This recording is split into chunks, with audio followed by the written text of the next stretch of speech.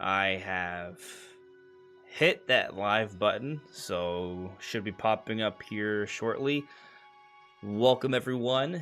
This is Andres Restart, and tonight, as we typically do Monday nights, we are doing our Monday night podcast. Now, Brandon apparently fell down the stairs.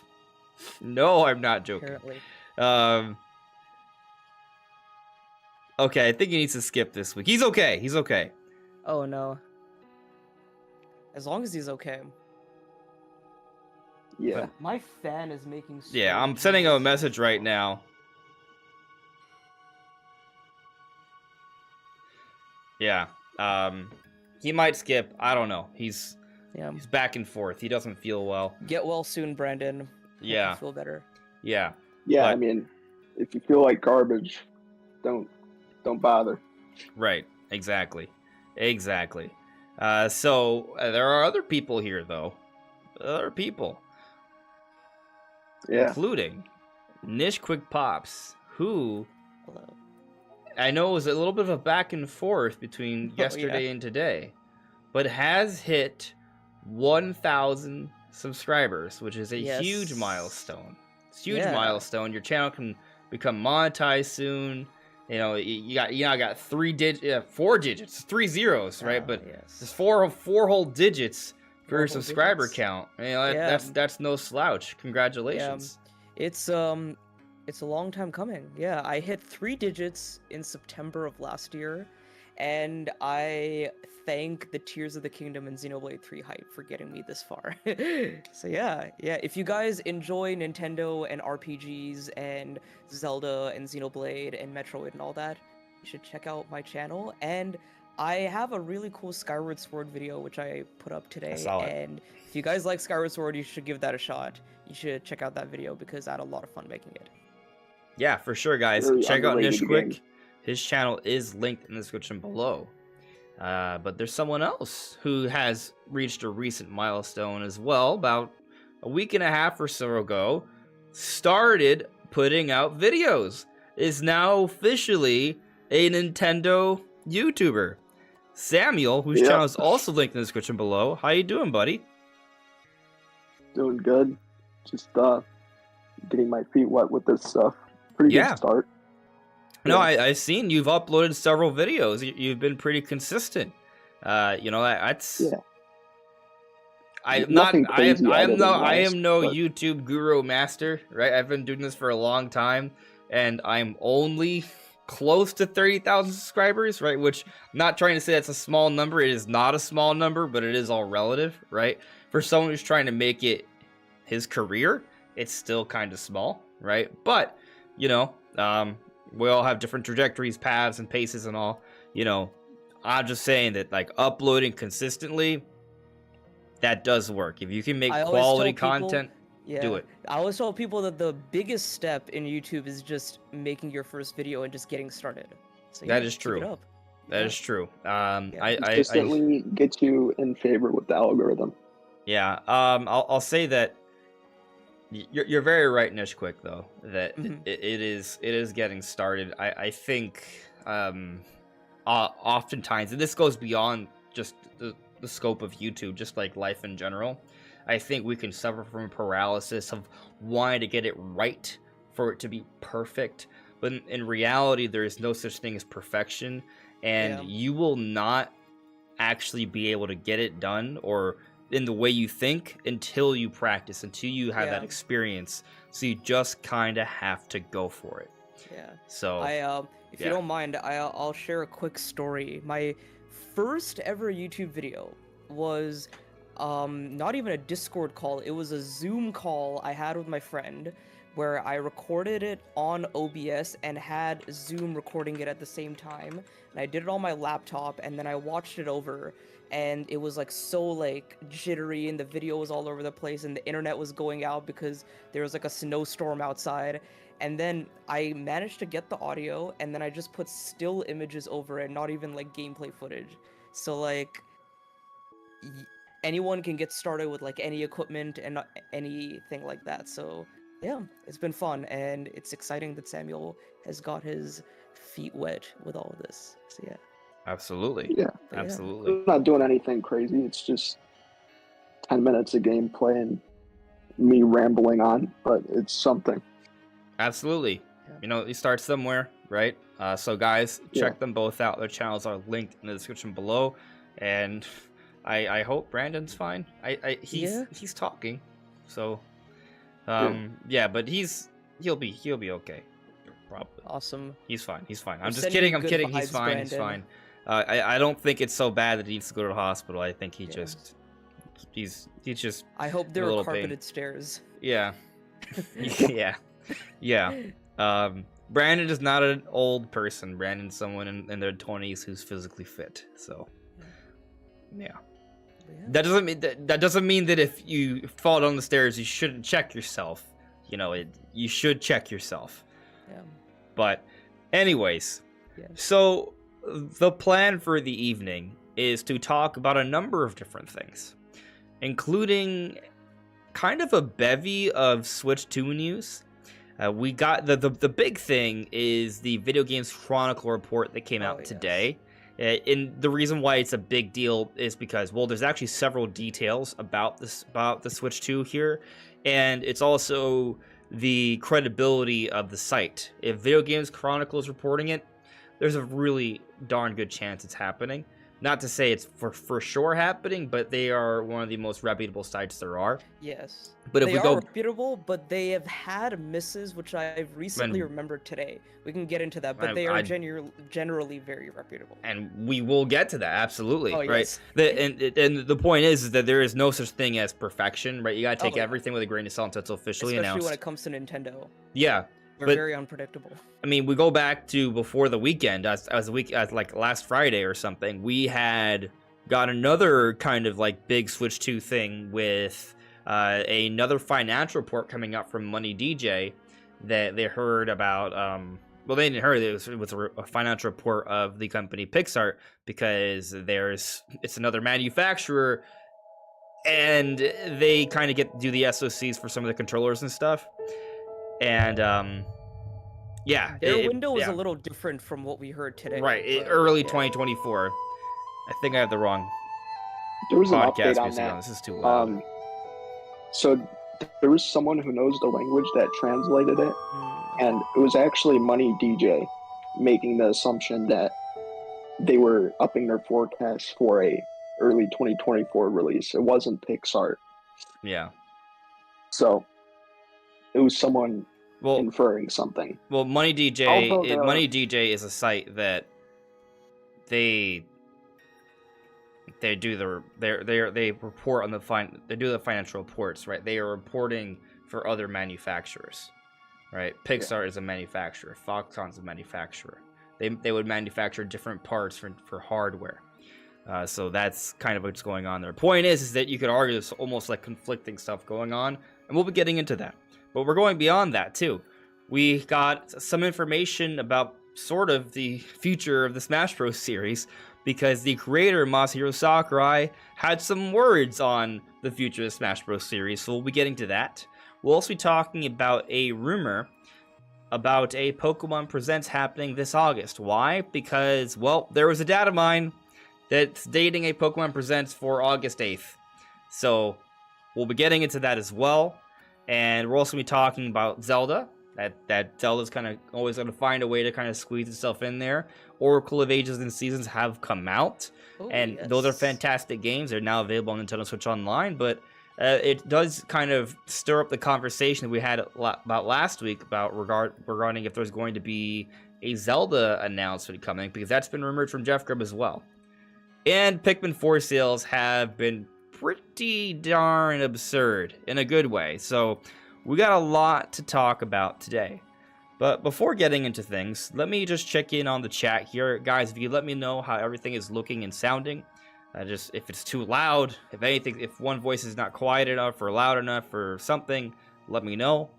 Yeah, please let me know. If you guys could like this stream, that'd be super helpful. We'll get the stream out to more people. And let me check in with this first super chat here. Guys, yes. Brian Doe, thank you for the super chat, buddy. Any thoughts on the 3 dragons potentially being used to repair the Triforce? This happened before Zelda went to the past. Are we what's the spoiler policy here tonight? Cuz I have Been some nearly 3 ideas months. on what the DLC could be. It's probably wrong, but that goes into spoilers, that's why. I think we should not discuss story spoilers until the end of the podcast. Okay. And maybe I could put like a spoiler warning. All right. That way if someone Sounds like good. pops in, they know, hey, Tears of the Kingdom spoilers are being discussed. So But that super chat Yeah. got me like it reminded me of what I think the DLC could be. yeah, I mean there's That's there's awesome. there's a lot of possibilities. I'm just still trying to wrap my head around this concept of 3 dragons potentially being used to repair the Triforce. I might need to. I'm not saying it's wrong. I haven't actually done enough digging. It's kind of like there's a lot of Zelda theories I want to get to, but I'm kind of covering like different things at a time. Like when first, kind of like just looking at things at face value, explaining like timeline placement, analyzing the characters like Wayne Sonia and Ganondorf. Yeah. And I liked I'm your gonna start. timeline video this weekend. Yeah? About the Yeah. because I was very like stubborn. I was like, everything in this game takes place after all the games, even like the memories. What I thought was that the like Sonia and Raru's Hyrule was like the Dragon Break Hyrule. Like everything comes together and then they reform Hyrule. And Sure. I had like some weird theory about that. We can get into the spoiler discussion about that later, but I never really thought that it goes like back in the timeline and like all of that. So I liked your video discussing that. So I made you consider another possibility that you do not currently believe or did not believe at the time. Mm-hmm. That's a Oh W. yes. That's and a especially W. concerning Ganondorf. Like the Okay. whole Ganondorf thing, I was very like stubborn about who and Okay. which Ganondorf he was. Yeah, And, that's like that's awesome. It's awesome because, well, one, I think that's a sign that you're an intelligent person. First off, all right. And let me explain why. It's not because you think I'm right. It's not why. It's because you're open to other possibilities. And I think too often, in general, people can be too stubborn in their ways and not be able to consider other options, right? So what's exciting to me is that I conveyed an idea to you, right? And you're like, oh, hold on a second. Maybe I'm wrong and maybe this is right. I'm not saying you're fully convinced of it, but to be able to entertain that idea, that's a sign of healthy conversation, debate, speculation, discussion. That's hard to do. So I'm glad it worked for you at least. in theory communities, it's hard to do that. You know when that was really tough was post Xenoblade 3 and pre-Future Redeemed.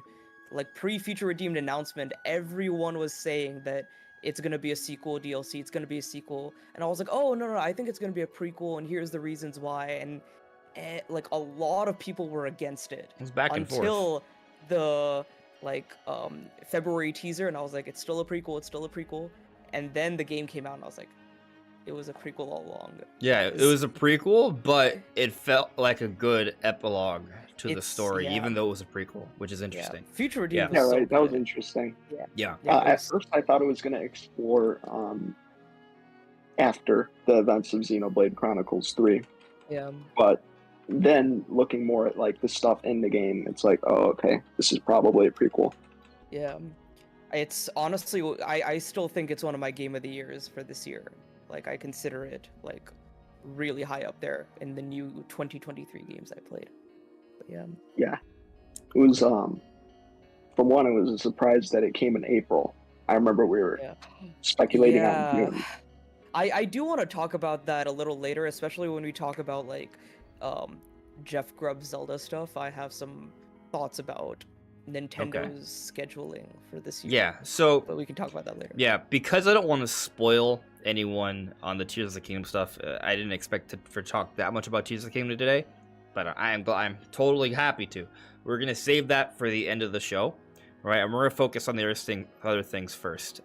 Okay. Yeah. So, Yes. Brian, maybe we'll be able to get more into this idea of the 3 dragons and the Triforce a little bit later. I'm still trying to wrap my head around that. I haven't tackled. I don't think I've even heard a theory on that yet. Not saying it can be wrong. I'll say to kind of put some pennies on it now, right? I have some I do think that the 3 dragons in Breath of the Wild that are also in Tears of the Kingdom, I do think that there's I mean, if you experience the entire story for Tears of the Kingdom, there's totally some expectations that are kind of created there. They add a little bit more to that to kind of speculate on, and the presence of the Triforce is absolutely in question. So there's definitely some things to talk about with that. And the Sheikah tech. Yeah, there's a lot of stuff. There's a lot of layers. But let's look in the chat here, and then we'll jump into the Switch 2 stuff, and then we'll get to the Pikmin stuff, the Pokemon stuff, and we'll get to the Zelda stuff. Cool. So, just looking at some ads here. Nicholas Tur, you believe Super Smash Bros. Ultimate be ported Nintendo Switch sequel? You know what? Let's make that the first topic. All right. So let's just jump into it. Okay. I will say this. I don't think Fighter Pass 3 is happening at all. No. And this is me actually like I said before, Nintendo's unpredictable. We can't really predict anything they say or do or release or anything like that. Like, I wouldn't have expected Mario RPG to be remade or anything like that. Right. I still find it crazy that happened, but I think that for Fighter Pass 3, they mentioned specifically numerous times Fighter, Sora was the 6th in Pass 2, I think it was. Yeah, they're like, this character will be the last character in Super Smash Bros. Ultimate. And they said that like when Kazuya was announced, and then they said it again when they announced the date for the Sakurai Presents. And then Sakurai himself said, he was like, this is the end for Super Smash Bros. Ultimate. So like, they mentioned that like numerous times, so I personally don't see it happening.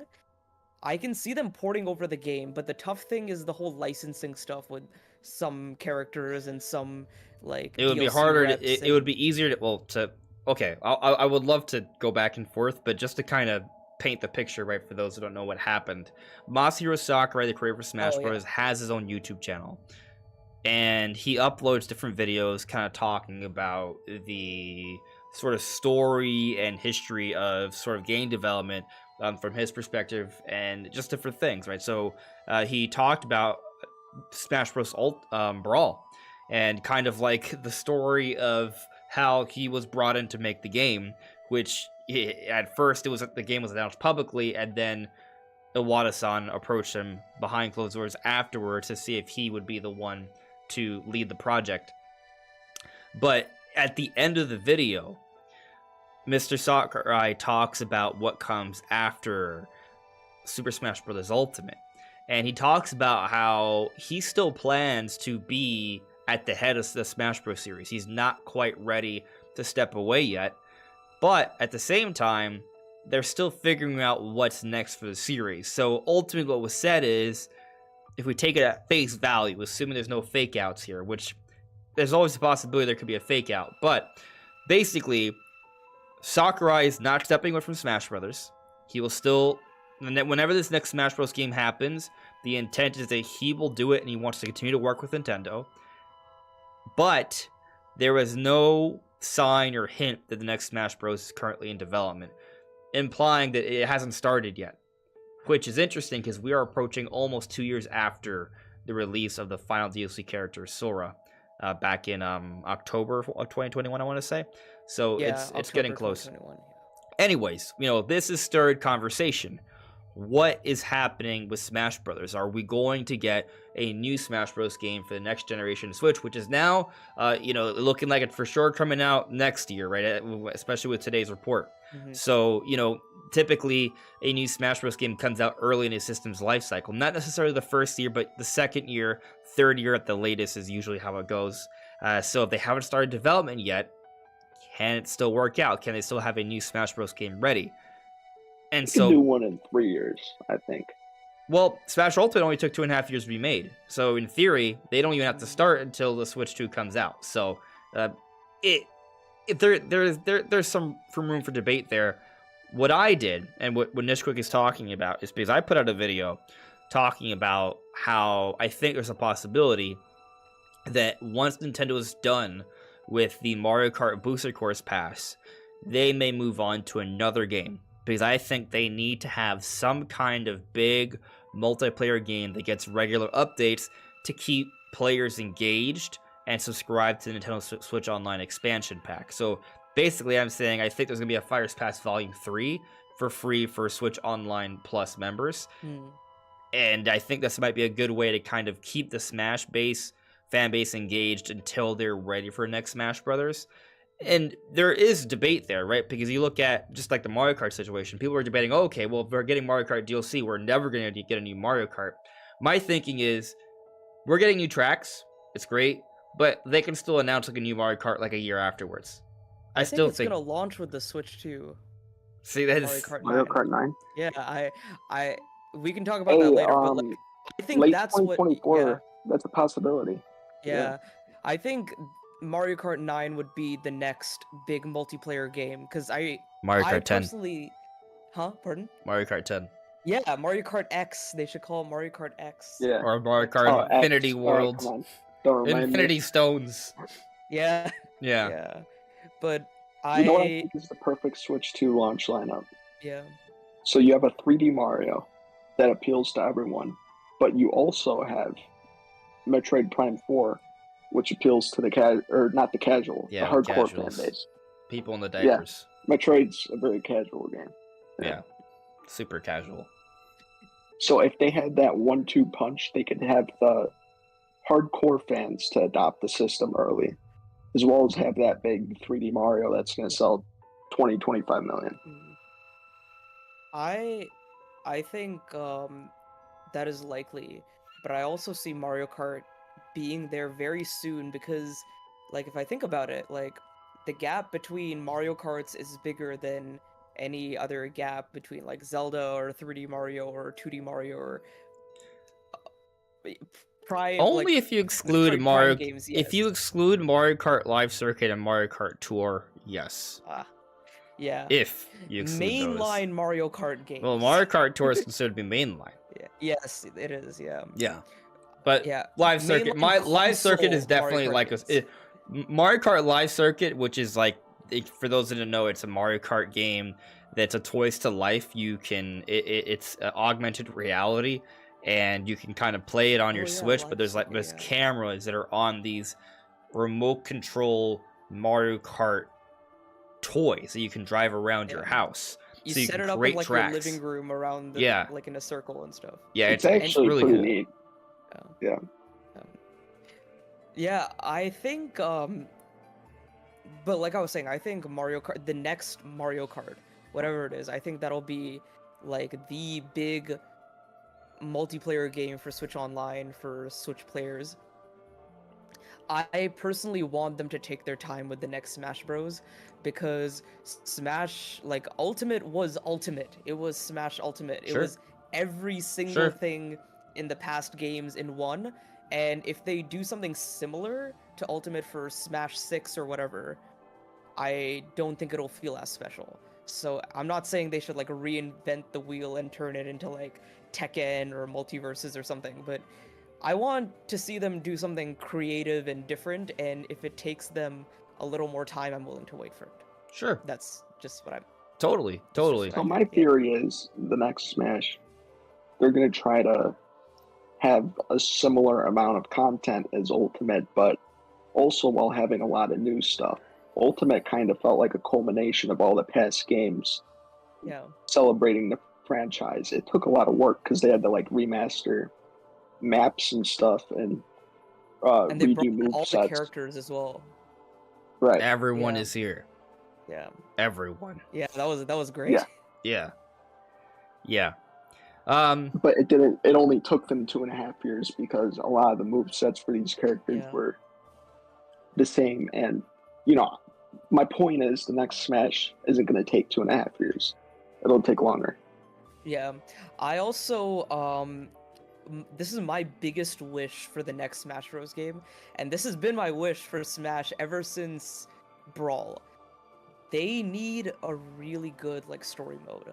Like I like Yep. I was like Subspace making like a emissary. yeah, like I was making like a top 30 list of video games, and spoiler alert, Brawl was on there, and the reason it was on there was because of Subspace Emissary. And that was a major part of why I loved Brawl so much. And I was really disappointed that it wasn't in Smash 4 or Ultimate. Like, Ultimate had World of Light, but it didn't really compare, in my opinion, because I still I didn't even liked- finish World of Light. Yeah, I didn't finish it World either. of Didn't Light finish it. felt like a collection of separated battles. It was kind of weird. It just felt like a chore. Yeah. Yep. I So- I It was a told my means to an end to unlock Yeah. fighters. I'm not saying if you enjoy World of Light, listen, that's totally fine. I enjoy World of Light Yeah. too. I just didn't enjoy it enough to go through all the way. Just It didn't. was pretty cool because it's like a Smash Bros. RPG because you have to like equip Yeah. the spirits and like increase your stats. So that But was cool. I'm but okay it with just got that. a I little just weird the and tedious. progression. Like I think Subspace Emissary was cool because there was like this world that you explored, and there was actually And there was like a plot like, moving it along. there was a plot. Yeah, there was Yeah. consistent plot. They were a little bit more minimalist this time around. Yeah. Like I will say this. Yeah. go on. Oh, sorry. You go. No, go. No. Oh, it looks like Discord crashed. I do not know Yeah. why Discord Oh. crashed. You back? Oh, I'm back. I don't Yeah. think. Yeah. No, I was saying. Did you crash? Discord just like restarted randomly. Oh yeah. Oh. Discord does that. Yeah. Out of nowhere sometimes. Yeah, yeah. I mean, Yeah, I everything do else seems to think be the running next fine. Smash, So I'd 100% want like a story mode like Subspace Emissary. Like that's the one thing I remember from Brawl Yeah. like the most.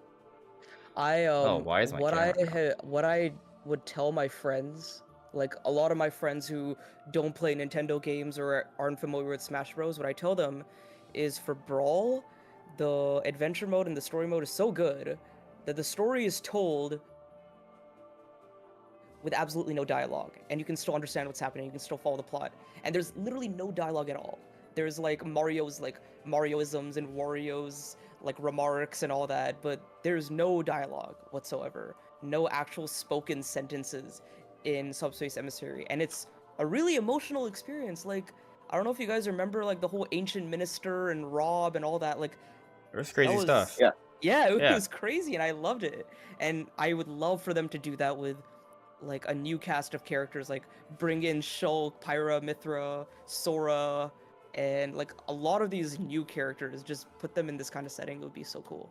Totally, it would totally be cool. But I wanna go back a little bit because kind of opened up with a bit of a disagreement, right? Like you're talking Yeah. about how we just want them to wait, break, and make a Mhm. new Smash Bros. So I'm not even really against that, right? But my perspective is kind of the same way. It's kind of how they're gonna handle Mario Kart. They did the Mario Kart DLC for 2 straight years, and we still expect a new Mario Kart to come afterwards. And shortly afterwards, right? Like, we believe that. I don't see why it can't be any different for Smash.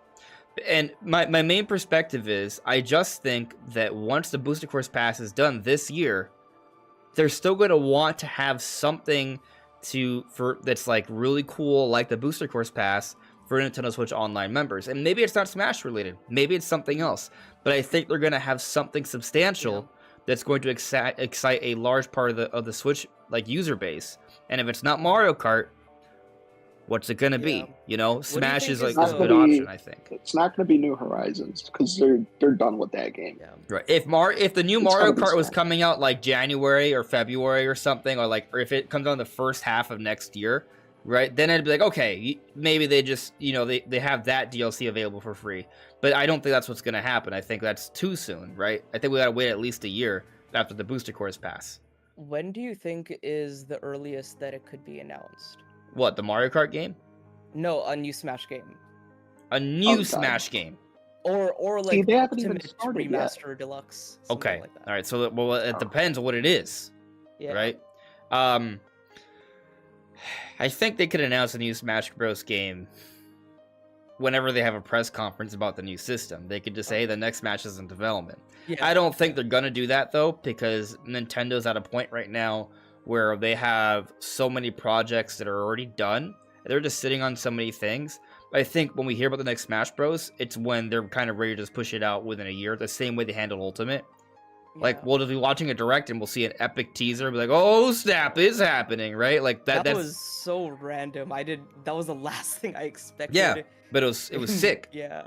Like, so, like, you know, I think, you know, that can happen with the first 2 years of the new Switch, but, you know, they also could have a direct where they just announce a volume 3, and it's not a 2-year pass like the Mario Kart one, just a year.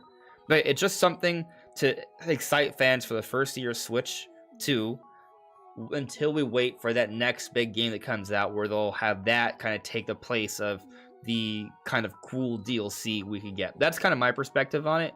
And then by the time that happens, say 2 years into Switch's life cycle, maybe then they announce Smash Ultimate 2 or whatever they call it, and that would still be over a year removed from the DLC, this hypothetical DLC that I'm talking about, and they could have like a 6 to 9 month window of, like, you know, kind of announce it to release hype cycle.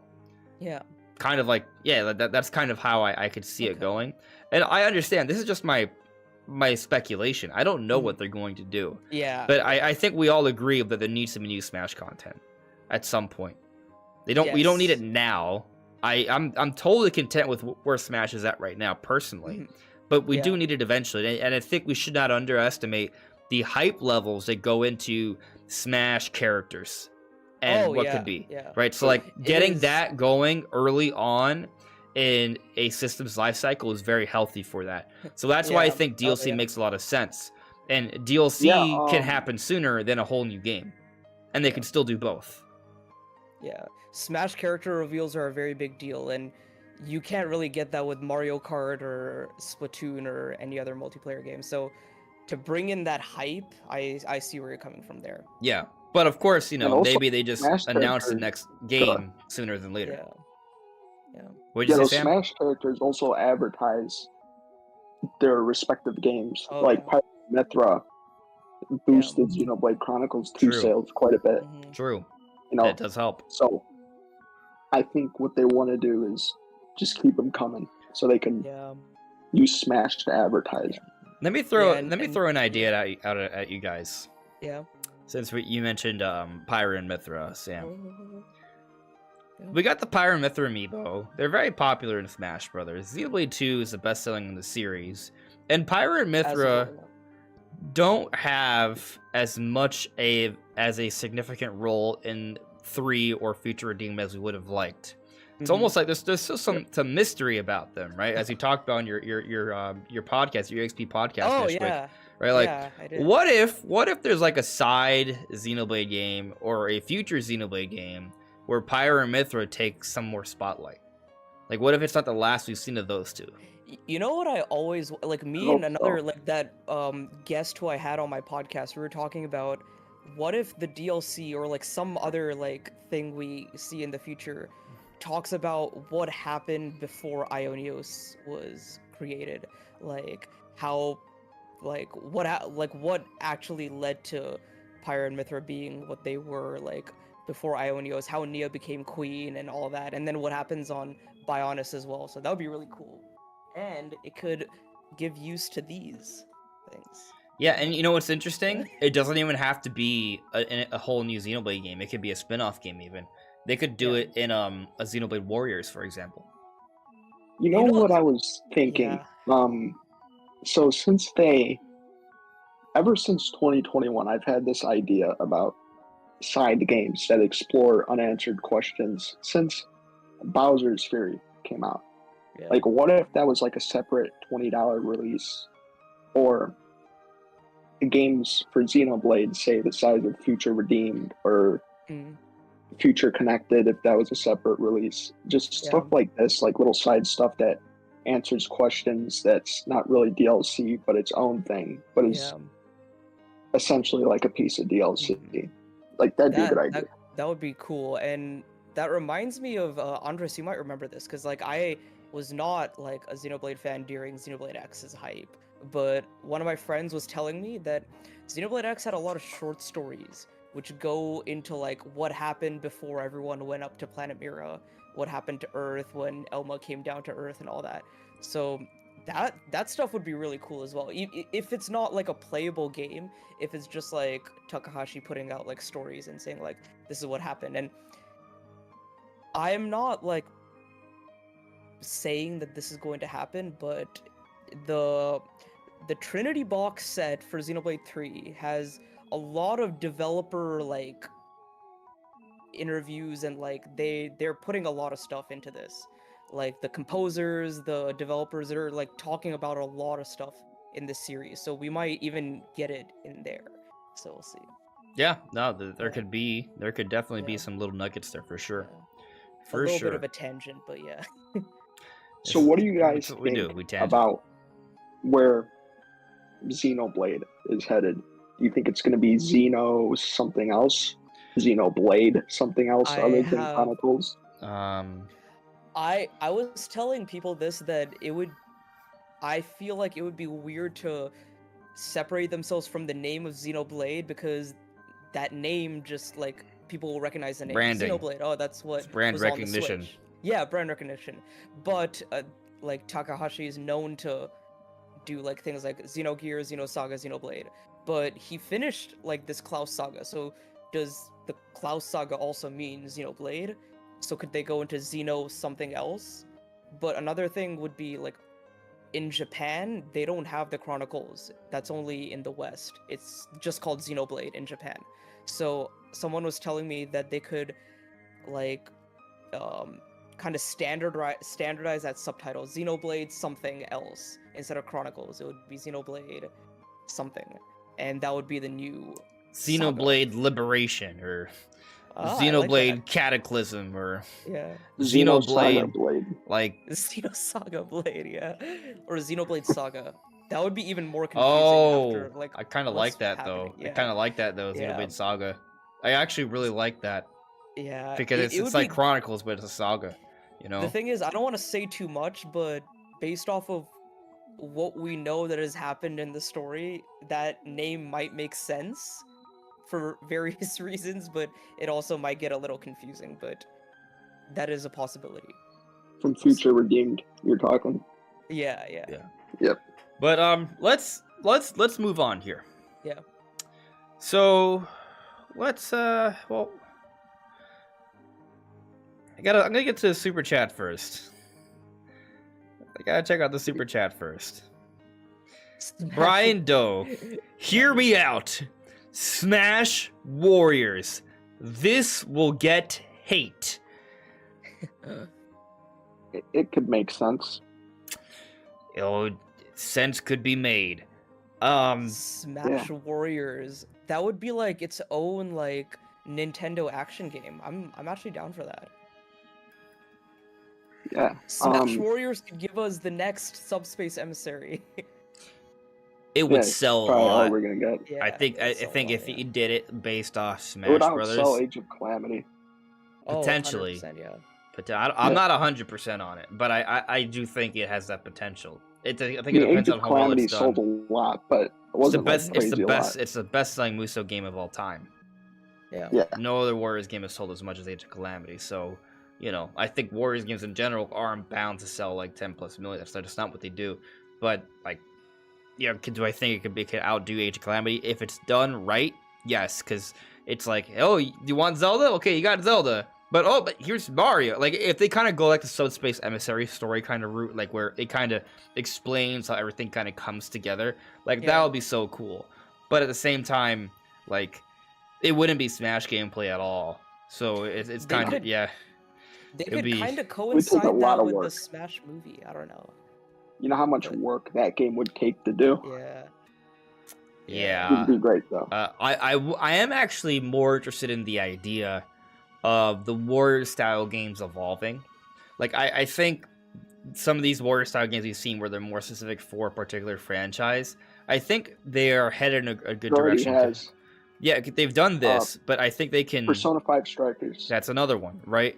Yeah. Fire Emblem Warriors, and Yeah. they've kind Yep. of incorporated a little bit more gameplay elements from their respective franchises they're trying to represent, right? And I think it's a good gameplay direction because it's mixing up the Warrior style gameplay. It's adding a little bit more to it. It's not just a basic hack and slash. It pretty much is, but there's a little bit more nuance to it with these different like spin-off versions. It would be very interesting if they can even move even further into this direction and start to really blur the lines between what's a Warriors game and what is whatever it's copying.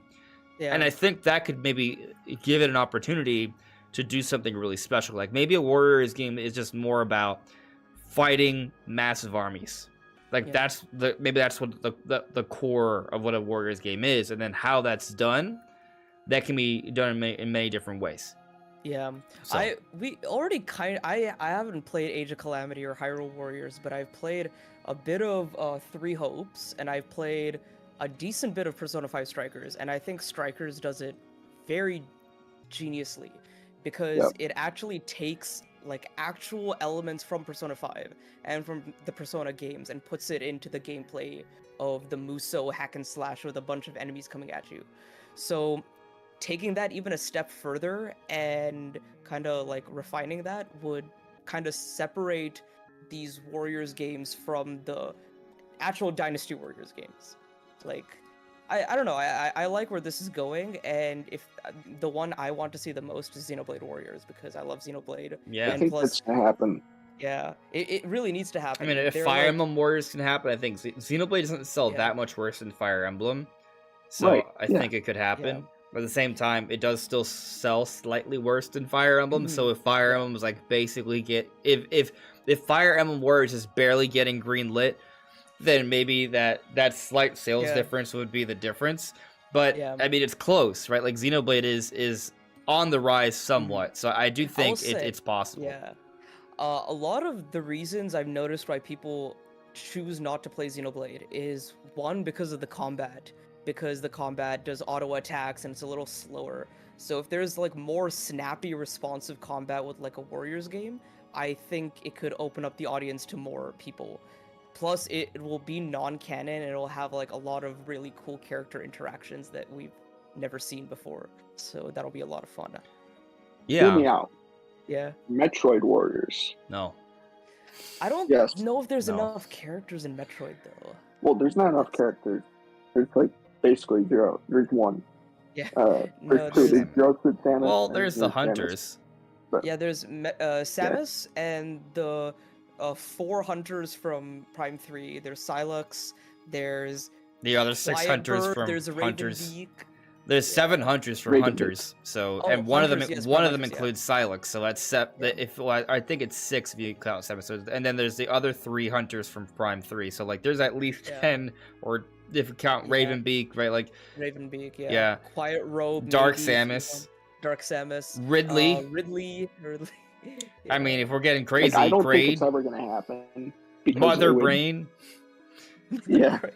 I don't know his name, but the Remember Me guy, he's just a Federation trooper. Yeah. Adam, the original Adam from Other M. Yeah, the SA. Yeah, the SAX. Yeah, exactly. Yeah. A Metroid. Different Metroids. There's a lot of different Metroids. If you can fight Space as Pirates. the Egg Guardian, if you can fight as the Egg Guardian, you should be able to fight as a Metroid. They could get really creative, but they would have to incorporate the enemies really quick as playable characters. So, but it's let's get it. Let's just not for Metroid. Thinking about it more, it would kind of take away from the environment Metroid goes for. So, yeah. Yes and no. It would never All happen. right. Hold on a second. I just kind of I had a little bit of a brain shift. So I said no, and I stand by it, unless they kind of follow up with what I've been saying, where they kind of go a little bit beyond the scope of what we consider a Musou game. So if the core of a Warriors game is just fighting lots of enemies, then I think that core concept could be brought into a Metroid spin-off series. They wouldn't call it Metroid Warriors, but imagine if it's kind of like, almost like, they make it more fear-oriented, right? It's kind of like a horde mode sort of thing, where you're fighting lots of enemies in dark, narrow places. Yeah, something like zombies. Like that I could see as like a Metroid spin-off title. That could be cool.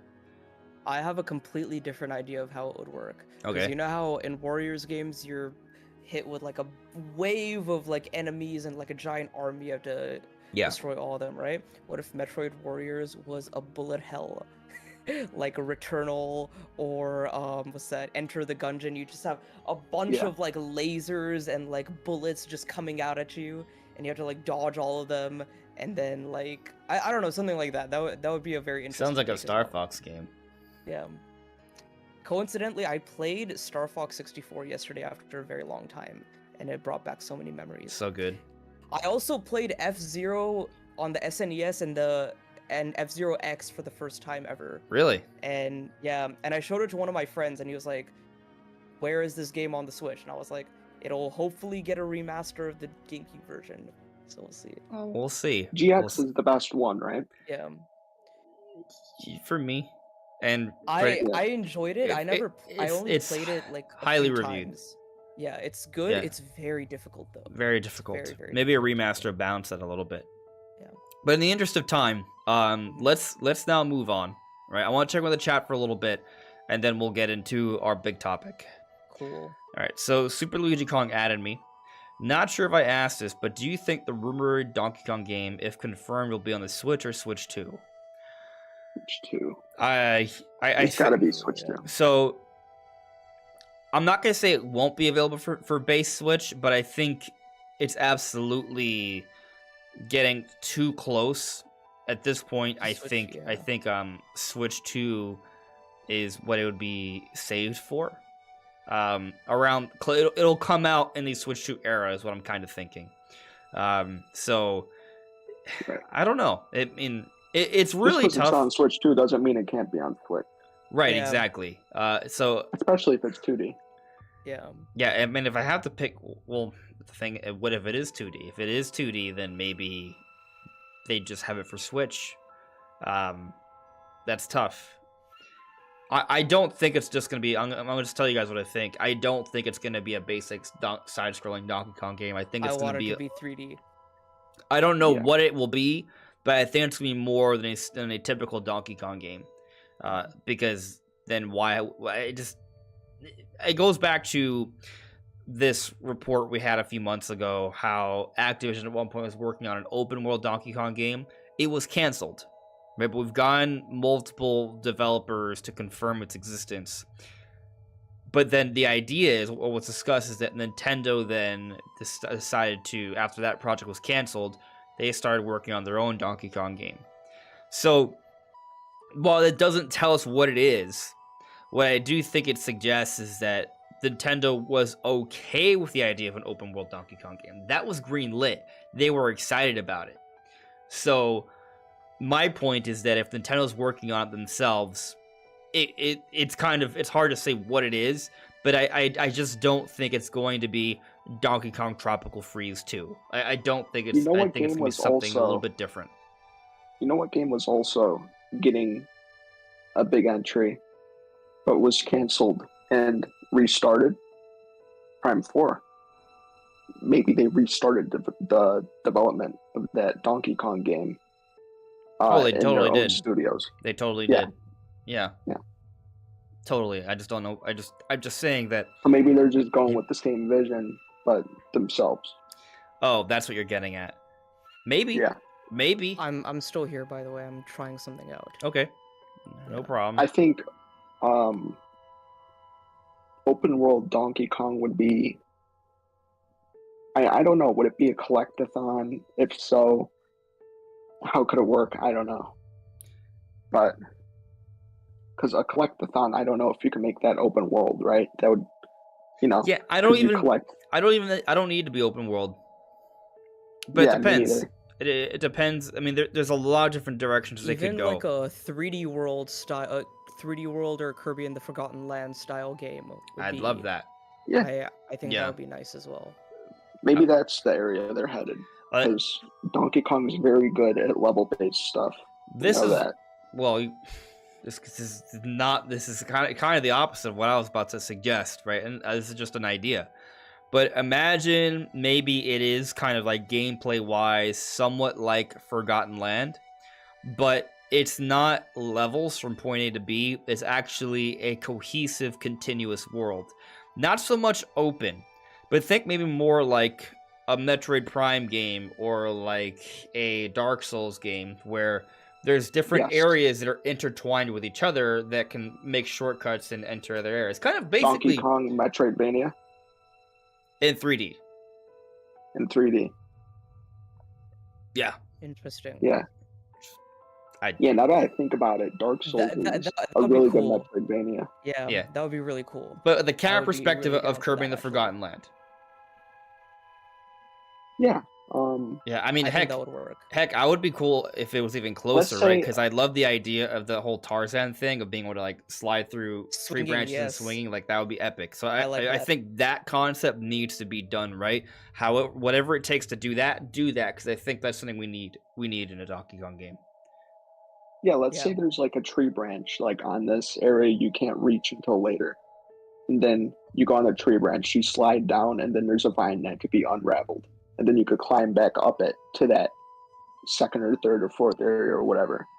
You know, they can have different shortcuts related to the environment that Donkey Kong is in. That's a good idea. Yeah. Yeah. I'm always up for Metroidvania style of games. So. Same. Yeah. Same. And I think more of them, I think that style needs to be done more in the 3D environment, because we have like the Prime series, obviously. And then we have the Souls games, like all the Dark Souls, Elden Ring sort of to an extent, Bloodborne does it a lot as well. And they do it very well with the level design in a 3D environment.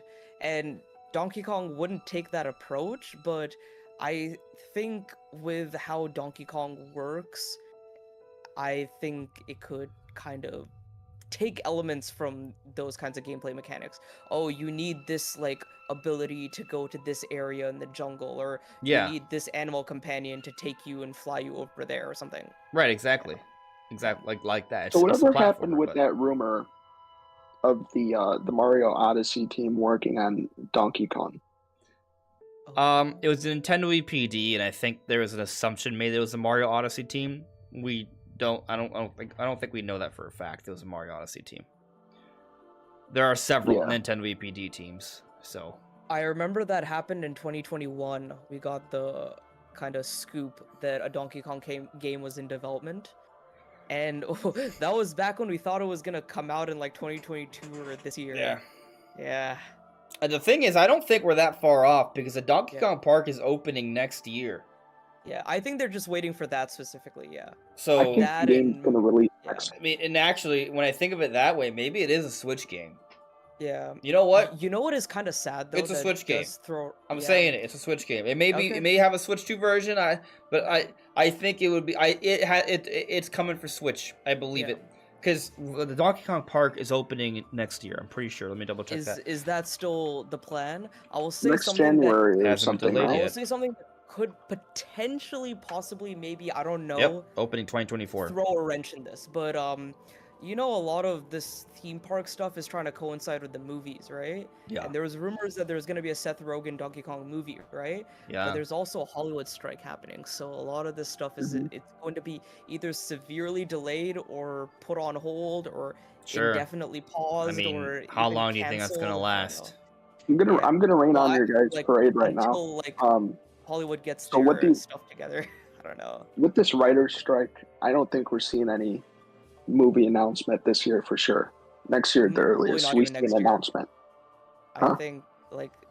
I think this Hollywood strike is pretty serious. So I don't know how It's gonna big last. It's gonna last for a yeah. long time. It's gonna be Yeah.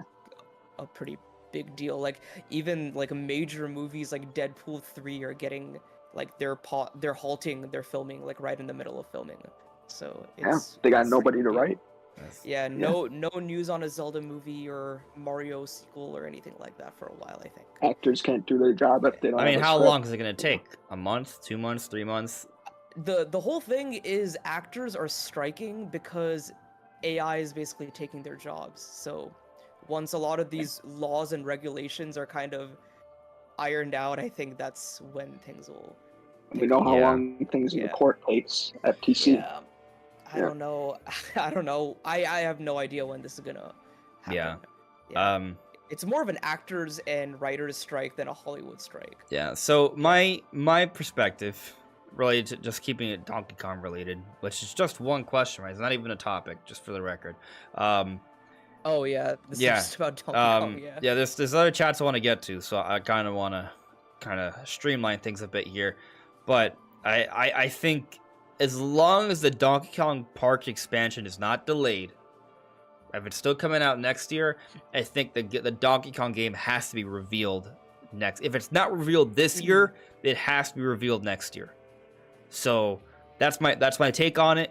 And with that in mind, I think that actually does have to mean it comes for Switch.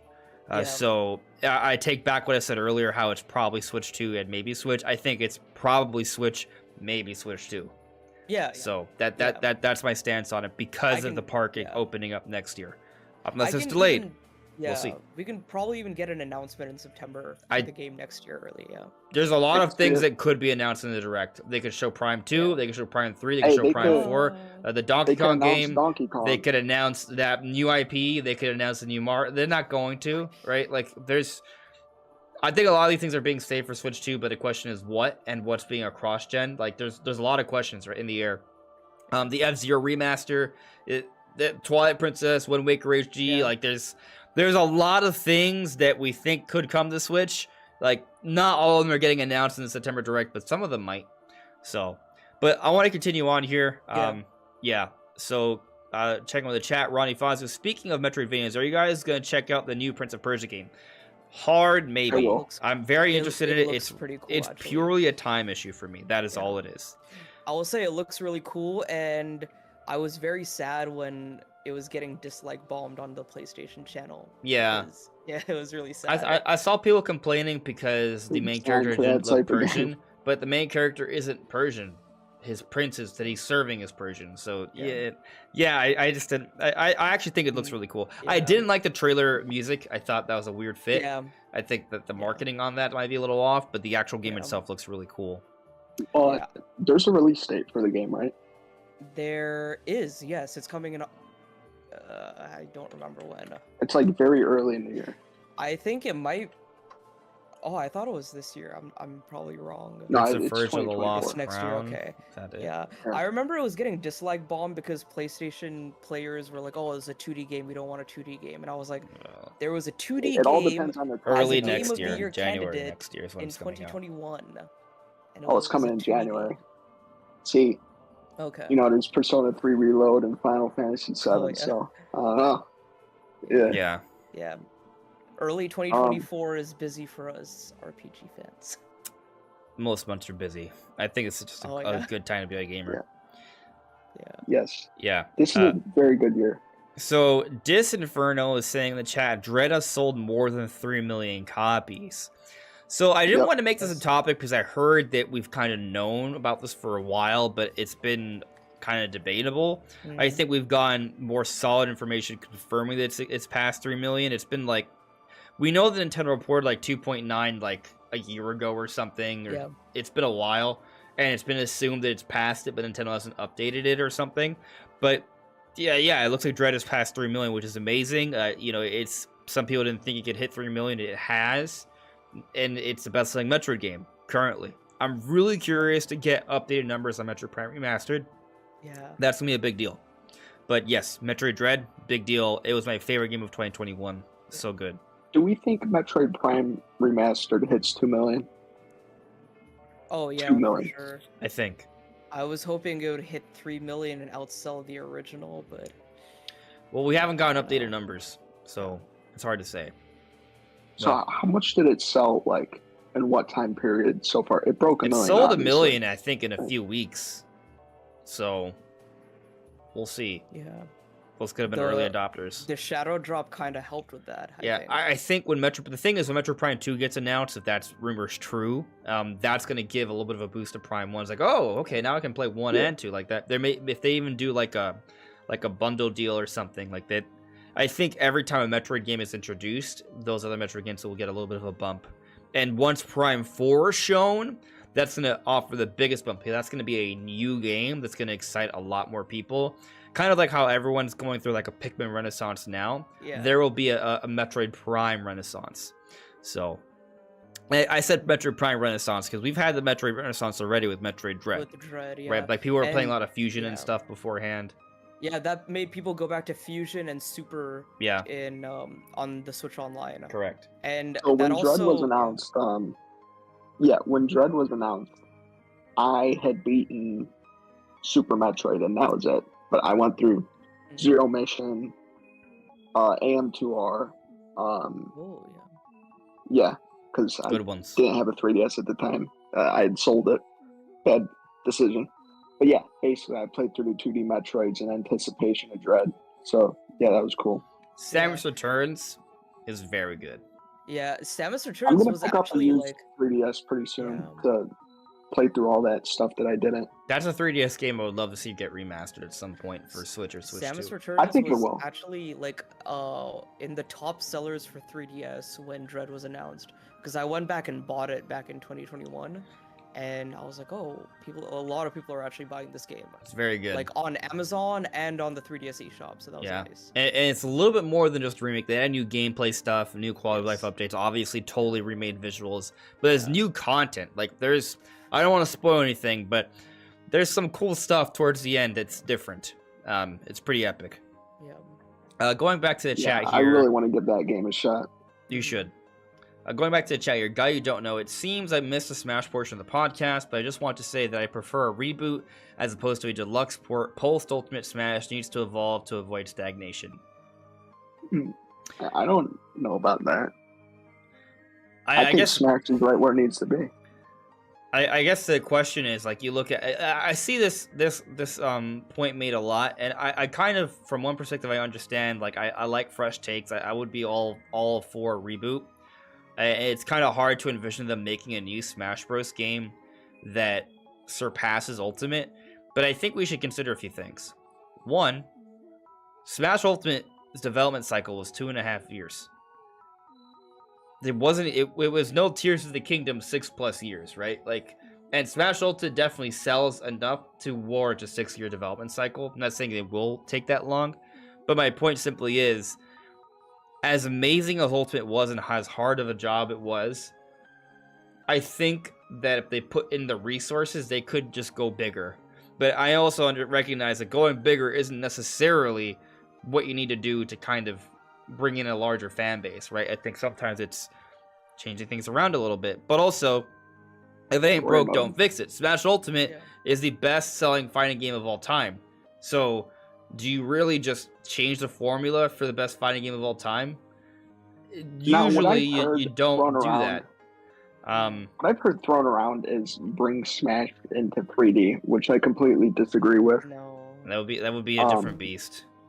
Beast. That's called Tekken. So, you know. Or like the Naruto fighting games. That would be cool. Like those full-on 3D Naruto fighting games. It would be cool, but it would be a different thing. Yeah, that abandons the platform fighter genre entirely. Part of the problem with doing something like that is that it creates an issue in terms of camera perspective. It will work for one player, and if you play online, it can be great. And you can even do two, because I've seen, the Clash of Ninja games or whatever for sort of Naruto, or like there's some Dragon Ball Naruto games that do this. A lot of anime fighting games do this, where it's one and the other, and then if the second player, you can still see them, but it's not behind the back. They're kind of like in the distance. It can be done. I don't think it's ideal, but it can be done, right? But once you go beyond 2 people, it doesn't work. You have to then do a myriad of split screen that doesn't work. But Smash is great because you can get 4 to 8 people on one single screen, and people can see everything. Now, I understand with Smash, sometimes you kind of run into the issue of there's so much going on screen, it's a little hard to see everything that's going on. But when you have that many people playing on one screen, it's kind of a best case scenario. Like, it doesn't really get that much better. If you decide to make a 3D game from the multiplayer party perspective, like the local multiplayer perspective, it just doesn't really work. It could be a great single-player game. It could be a great co-op or 2-player game. It could be a great online game, but it wouldn't be what Smash is today. I have an idea of how Smash could innovate while staying in that platform fighting genre. So, what if, I don't know if you guys remember, ARMS, when you go into multiplayer, there's like a bunch of people in the lobby. And there's like, let's just say 30 people in the lobby. And there's like a bunch of different people. And you'll like clash with other people and like choose to fight them and stuff. And it was kind of like interactive. It was pretty cool. So what if the next Smash not only improves the, multiplayer servers, because the multiplayer is a little choppy on that game, but also provides a level of interactivity in the lobby. Let's say your Mii is there and you can interact with people. Almost also like Mario Kart 8 Deluxe when you're in the online. Yeah. And like I said before, they could have the same amount of content as Ultimate, but instead having a lot of new fighters, along with their, staples like Link and Mario and Zelda and stuff. Like maybe they wouldn't have Bayonetta in there, Well, I'd argue they'd want to have Bayonetta because that's the only representation. I mean, I think as much as I love having Banjo, like if we have to pick between Banjo and Bayonetta in terms of relevancy, Bayonetta is relevant, right? Like if we're just talking about relevant Nintendo characters. Characters like Banjo's Sora, not getting new games. So. I don't think Sora's coming back, unfortunately, because it took a lot of effort to get Sora in there, and it wasn't as hard as it seemed. Like it just was a couple talks with Sakurai and some other people from Squaresoft and Disney, or Square Enix and Disney and stuff like that.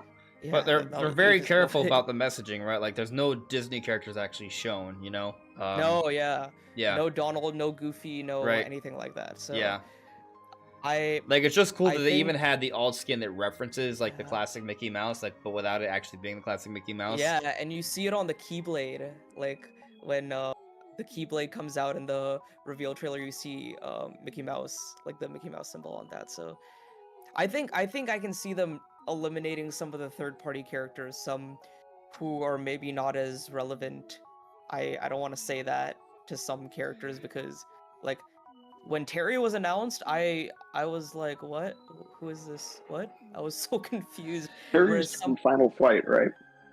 King of Fighters, yeah. King of Fighters. And I didn't know who he was, whereas some other people were freaking out online. They were like, Terry Bogard is in Smash, oh my god. And I was like, I'm sorry, I don't know who this guy is. I understand where you're coming from, because I was kind of in your camp, but I also think the character's really cool. And I think it's one of the, but the thing is that while you could make it's almost sounds like you make the argument that there's a character that's going to get cut, it's going to be Terry Bogard. But for those people, they're ones that are cut, right? Like, this is not the discussion to have about which characters are going to get cut. We're going to wait later until we're closer to the next Smash game, or a day where there's just no news, where we'll talk about that. We got a lot to talk about. It would absolutely be a fun topic. Kind of decide which characters make the cut or not. Like, we're like, hey, okay, we're only going to get 50 characters. Which ones are going to make it in? And 10 of them have to be new. Oh wow, that would be tough because you have to slash like half the roster, which is just it's tough. But another time. Noah from Xenoblade Chronicles 3. That's one. I have better Xenoblade. I have a better Xenoblade 3 rep, but that's for another time. It's Noah and Mio together, but anyways. I would say Matthew. Matthew is the best inclusion for Xenoblade because like if you bring in Noah, you have to bring in Mio. But like if it's just one character, then just choose Matthew. Because Matthew uses the fist. It's logical. Yeah, he'd be like a little Mac character. And at least it's not another anime sword fighter. Yeah, exactly. Okay. I hear you there. It makes sense. Yeah. But we have so much to talk about today. Oh, yeah. Moving on, right? A couple chats here I'll get to. We're not starting a whole conversation about it. I'm just going to answer him, okay? Giancarlo Thomas Sanoni, Metro Prime 4 cross-gen or Switch exclusive? Cross-gen. They announced it for Switch. It's still listed for Switch. It will come for Switch. It's going to come out for Switch. It's just going to be cross-gen. Also, like, there's over 120 million people who have a Switch. Like, why are you going to rob Metroid the opportunity to sell buttloads? Don't. It's gonna be for both. And it was promised, so like they can't break that. It's just not good marketing. Ronnie Fazio, I'd be down for veterans getting new movesets. It's time for Samus to have a counter. Totally agree. I think Link could have a new moveset. Mario needs a new moveset. Yeah. I'm all for new movesets. Has Yeah. some things that remind you of the previous moveset, but go in a different direction. I actually think they did a good job with Link changing some things around for him. With the remote bombs. Yeah. And Mario getting the flood and brawl. That was a cool idea as well. Yeah. But I'm up for that. But let's move on. We have a lot more to talk about. Yeah. So let's dump it to the big topic. Switch 2. Yeah, this is a big one. Yeah, actually, hold on, because I missed this. Another chat. Yes, there's a super chat here I want to get to real quick. Oh, okay. Robbie Sauls, thank you for the super chat. Excited to start speculation season with y'all. Totally, all in. Let's get all in on the speculation. At the right time. Yeah. Yeah. So there's a lot of Switch stuff to discuss, and there's actually something that I haven't even done that much research on that I've heard some people asking about. Maybe one of you guys could fill me in on it.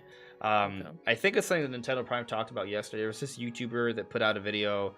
Yes, I saw that today. Yes, I saw that. Yeah, saying that we're going to hear news soon, but also that the specs are kind of what we expect it to be. But there's also something about the Joy-Cons. He said the different. biggest change is the Joy-Con, and that is...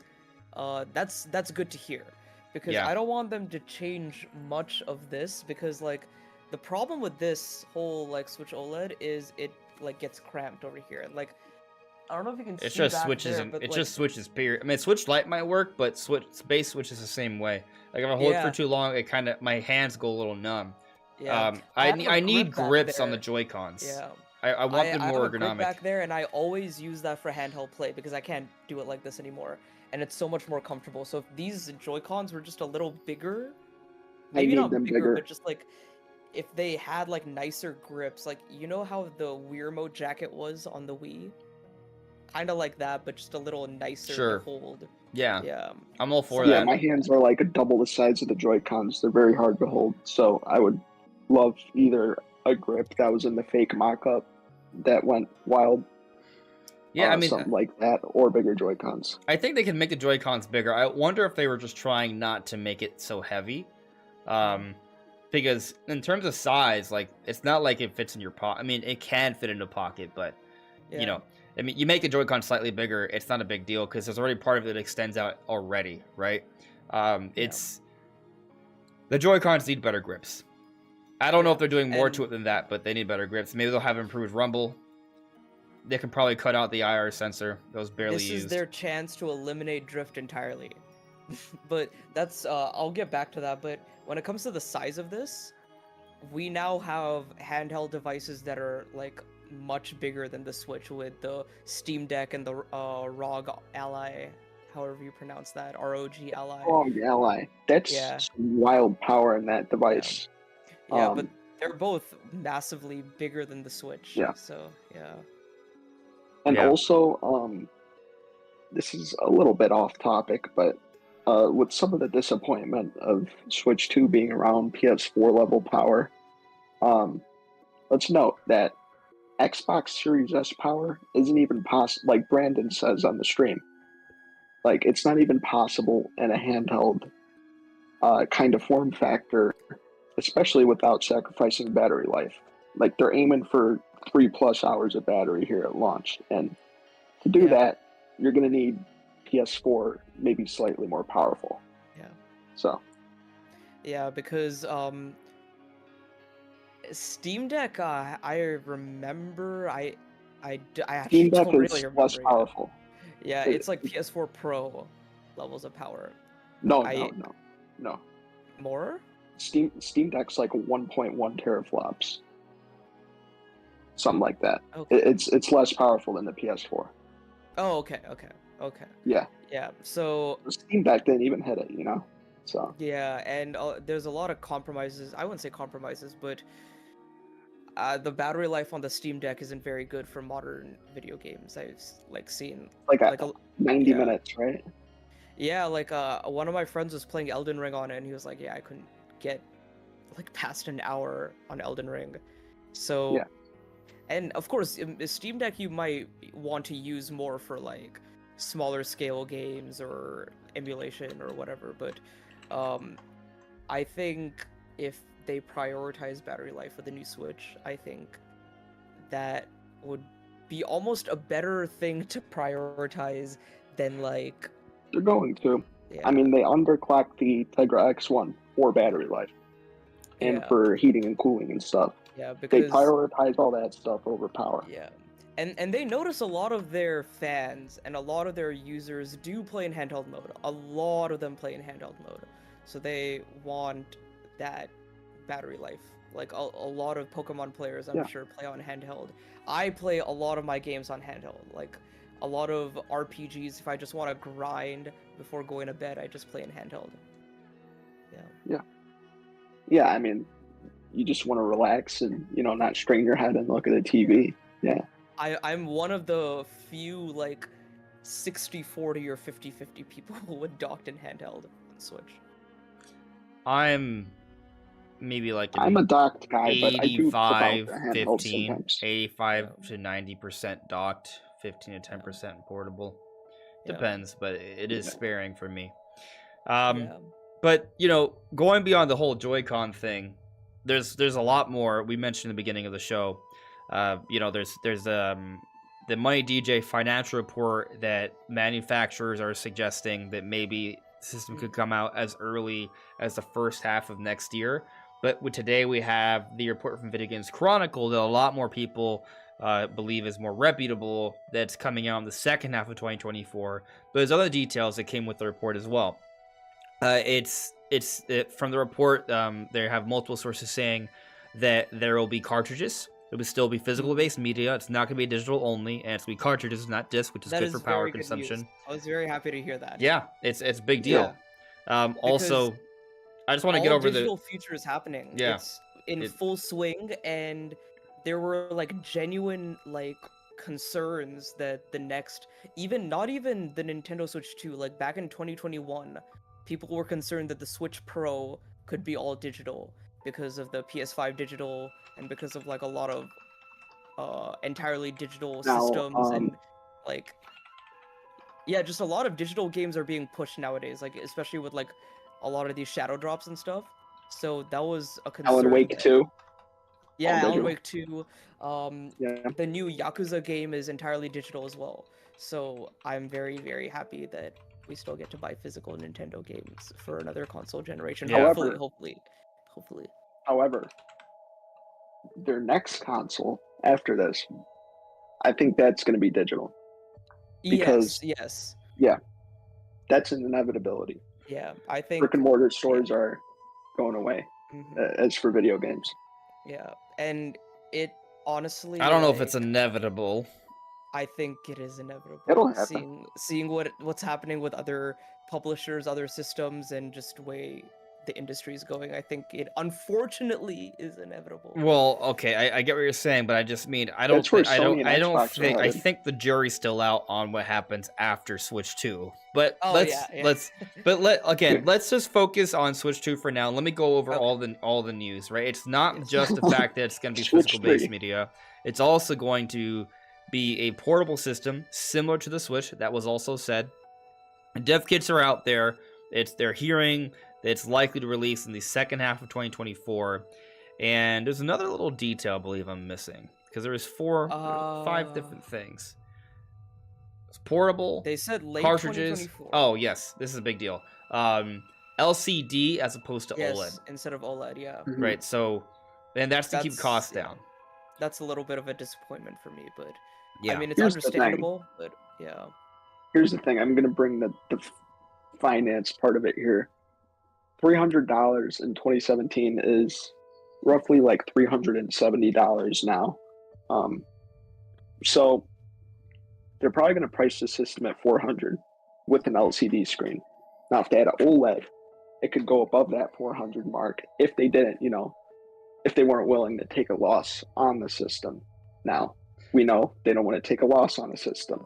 So I'm not saying you're wrong. If they were to implement it, I don't know. I'm just saying that I'm not convinced that the system's going to cost $400. If we're not getting the next system until the second half of next year, that gives And Nintendo maybe some that's why they're waiting opportunity. that long. In part, maybe for the market to kind of set itself up so they can value the systems differently, price So drop you the think Switch. you'd, yeah, price drop the Switch. I'm not okay. saying that the Switch 2 is going to be $300, given that we have Switch OLED now that's at $350, but Mhm. 350 is like the bottom. so, well, my point simply is, if they were able to go this entire generation without dropping the price of the Switch, do you really think they can get away with $400 Switch 2 for the next 7 years, starting in 2024? I think they could. Well, I think the Switch is I don't know. I don't know. They I'm could not get as away with convinced. 350 for 7 years. Yeah. Um, You know what I could see them potentially doing is, I don't know if you, Andre, said this or some other person might have said this, but they discontinue the V2 Switch. They discontinue that model really? entirely. The red box Switch is gone. The only one they sell will be the OLED and the Switch 2, and the OLED will be price dropped to 300, and then the Switch 2 could be 350 or 400. I just don't see. And I think it has to be $100 difference, right? So I okay. mean, and that's why I think 400 kind of makes sense, just because of where the systems are currently priced, Yeah. Yeah. right? So and maybe I'm off and share and kind of expressing this level of doubt. Of course, you know, they can just do a price drop in the future. They don't have to not, you know, they don't have to do what Switch was. Switch is a unique scenario. How they handle their next system may be different. So maybe they do go for the 400. If they think they can get away with it, get away with it. But I think Switch OLED should be dropped to $300. I totally think that needs to happen. Base Switch, I mean, if they they could phase that out, but they also could just drop it $50 and it'll Yeah. sell more. You know, And I then think it would make would they sense for drop them the to light phase as well? Yeah. yes. I think they would phase out the light. The light doesn't sell a lot. Well, I mean, if it was at $149.99, it might. Yeah. They I know could some they people could who position it as the 3DS Mario Kart 7 bundle. I could see that. This Yeah. they gotta. It's just kind of crazy. I think that what's fascinating is that Nintendo, because they haven't dropped the prices for their Switches, they have a lot of flexibility with what they can do. So they can drop the price a lot. Like prior systems saw several price drops this late to the life cycle. They haven't done one. Mhm. So Nintendo's actually in a power position, I would argue. They have yet to. It's kind of like price drop is like the last resort. You know, it's kind of like they have it in a glass case with a little hammer hanging out, kind of like a fire extinguisher, Yeah. like break in case of poor sales, Yeah. right? Like so. Maybe you're right. Maybe what they do is they have like a $50 price drop across the board for every system. I maybe they do phase out one of them. You could be right there. Maybe they phase out the Switch. And I know I've talked about it before. I don't know if you got it from me, right? But it's been entertained.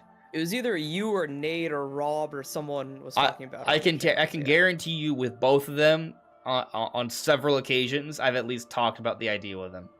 Yeah. Yeah. I don't know whose idea it was, but it was discussed. Yeah.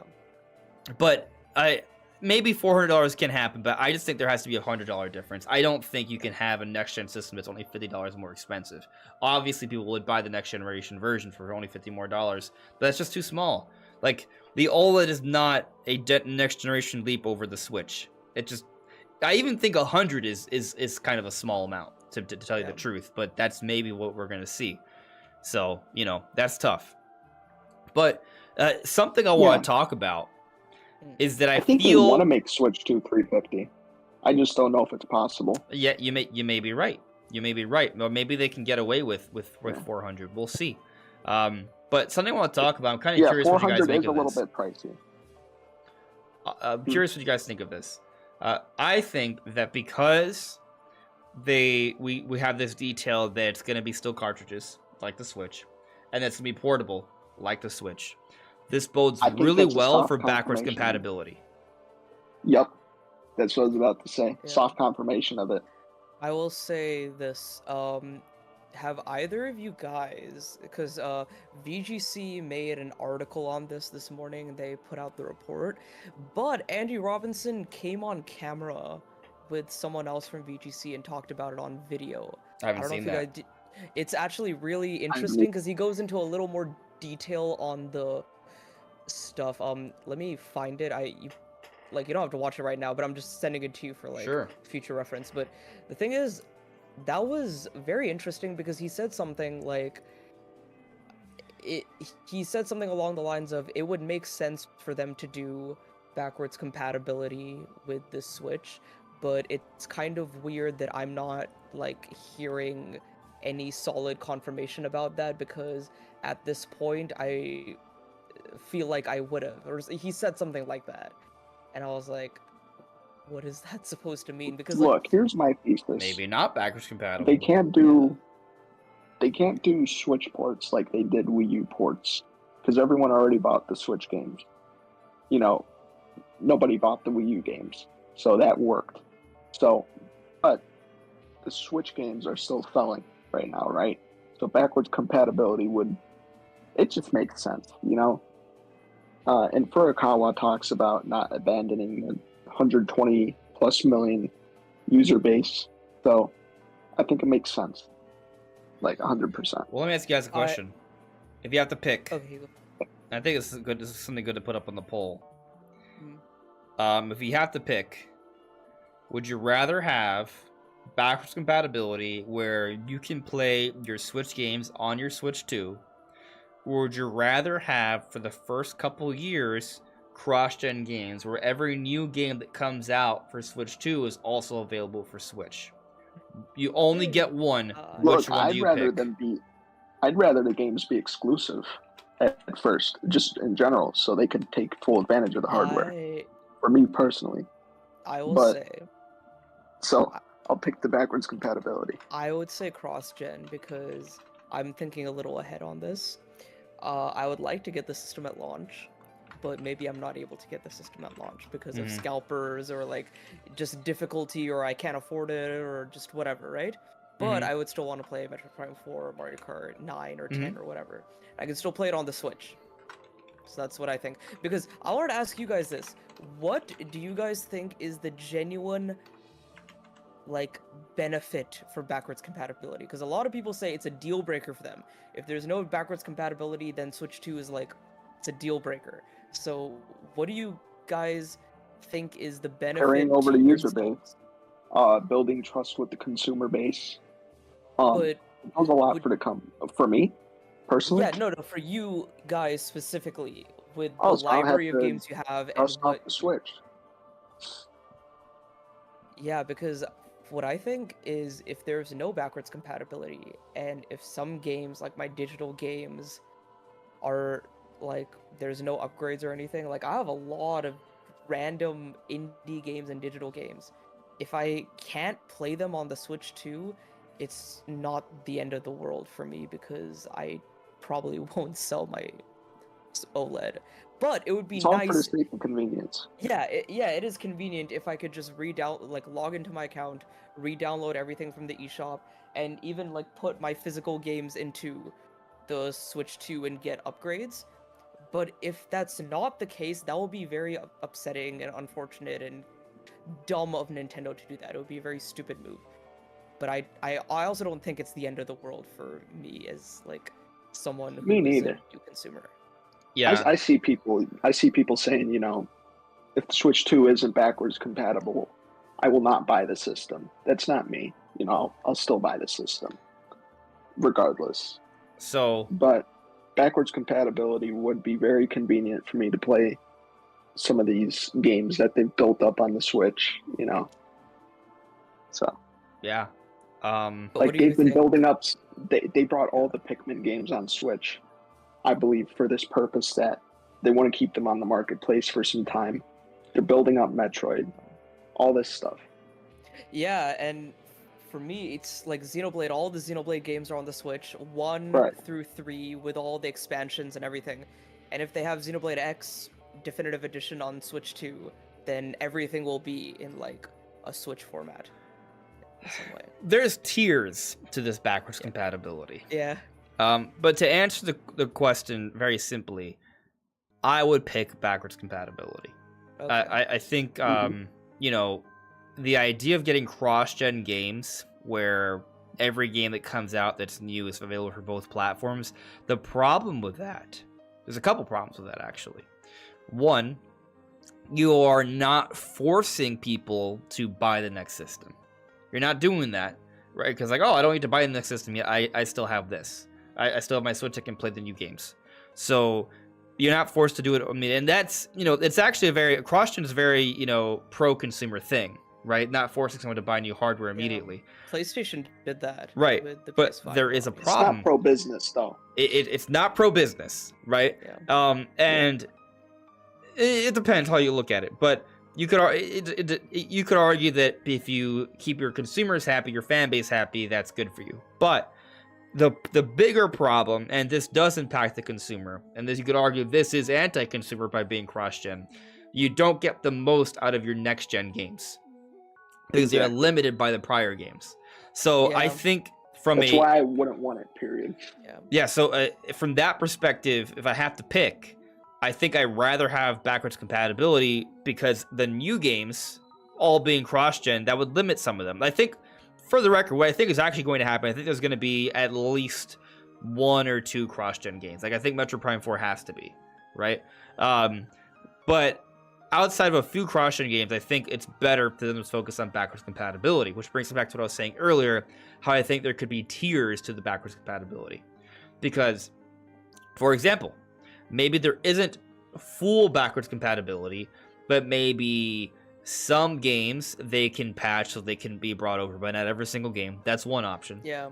Another option is everything on Nintendo Switch Online. So all the the N64 app, the Super Nintendo app, Game Boy Advance app, all of those will be transferred over.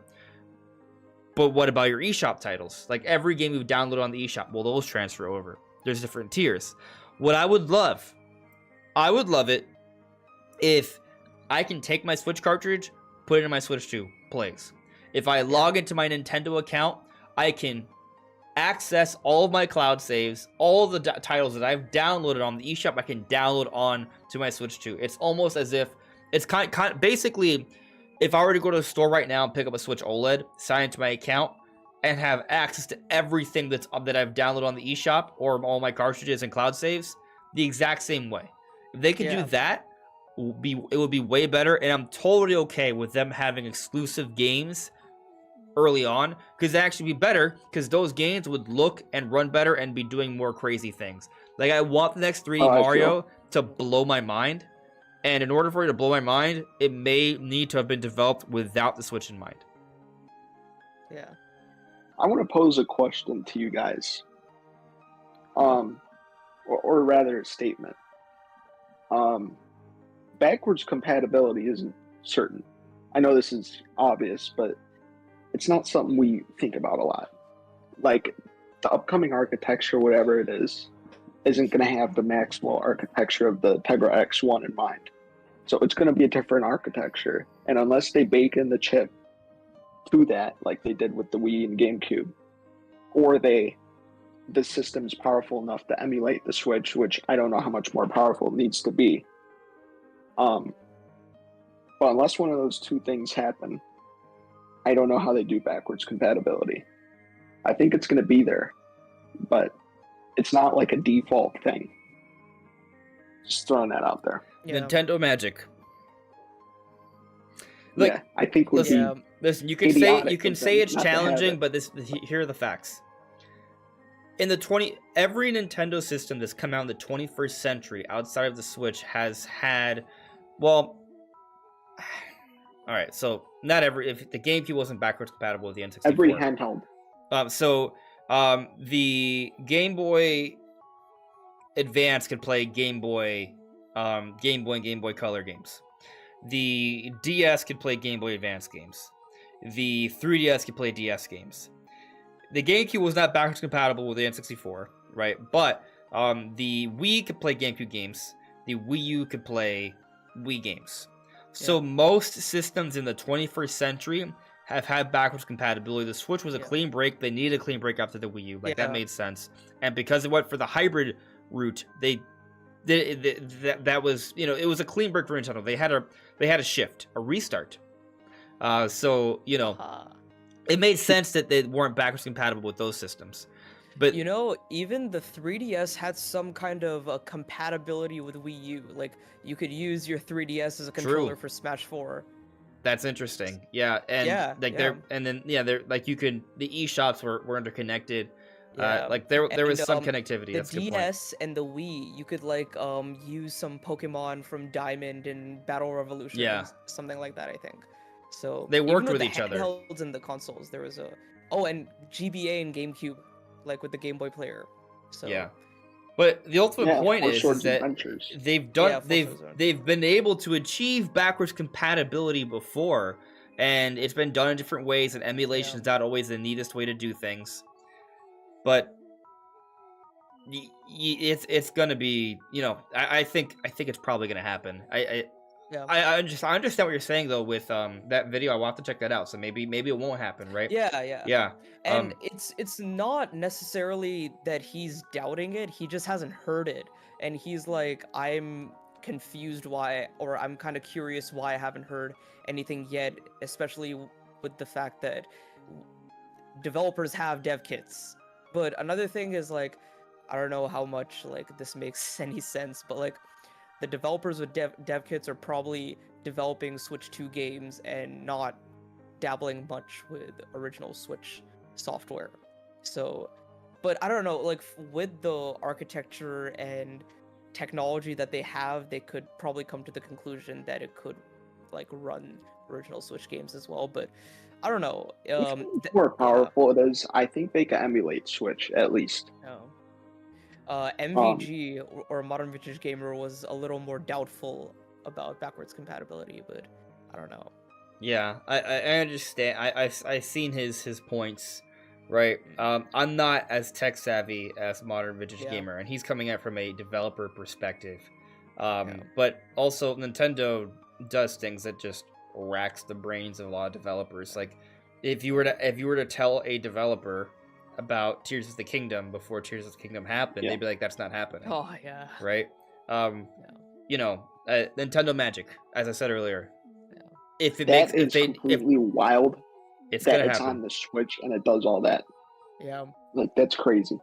I haven't seen a video game in the modern day and age do what Tears of the Kingdom is doing. Now imagine with that type of creativity, what they could do on Switch 2. Yeah.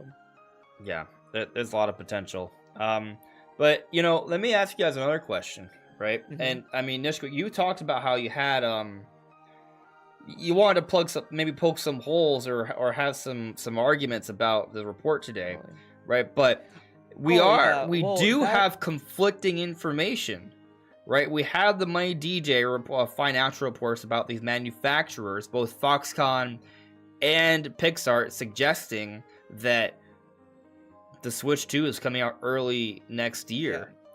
Yeah. And then it's VGC saying second half of next year. I don't know what to believe. It's not that I don't know what to believe. I am not going to believe anything. Like we know it's coming. I'm not going to really think about when it's going to release until Nintendo says something about it. Because I remember all the way back like 2021, the whole Switch Pro thing, like we all went through that. That was we experienced Switch Pro when we were like, oh, it's going to be announced tomorrow, like refresh Twitter and like see if Switch Pro is going to be announced, and it wasn't.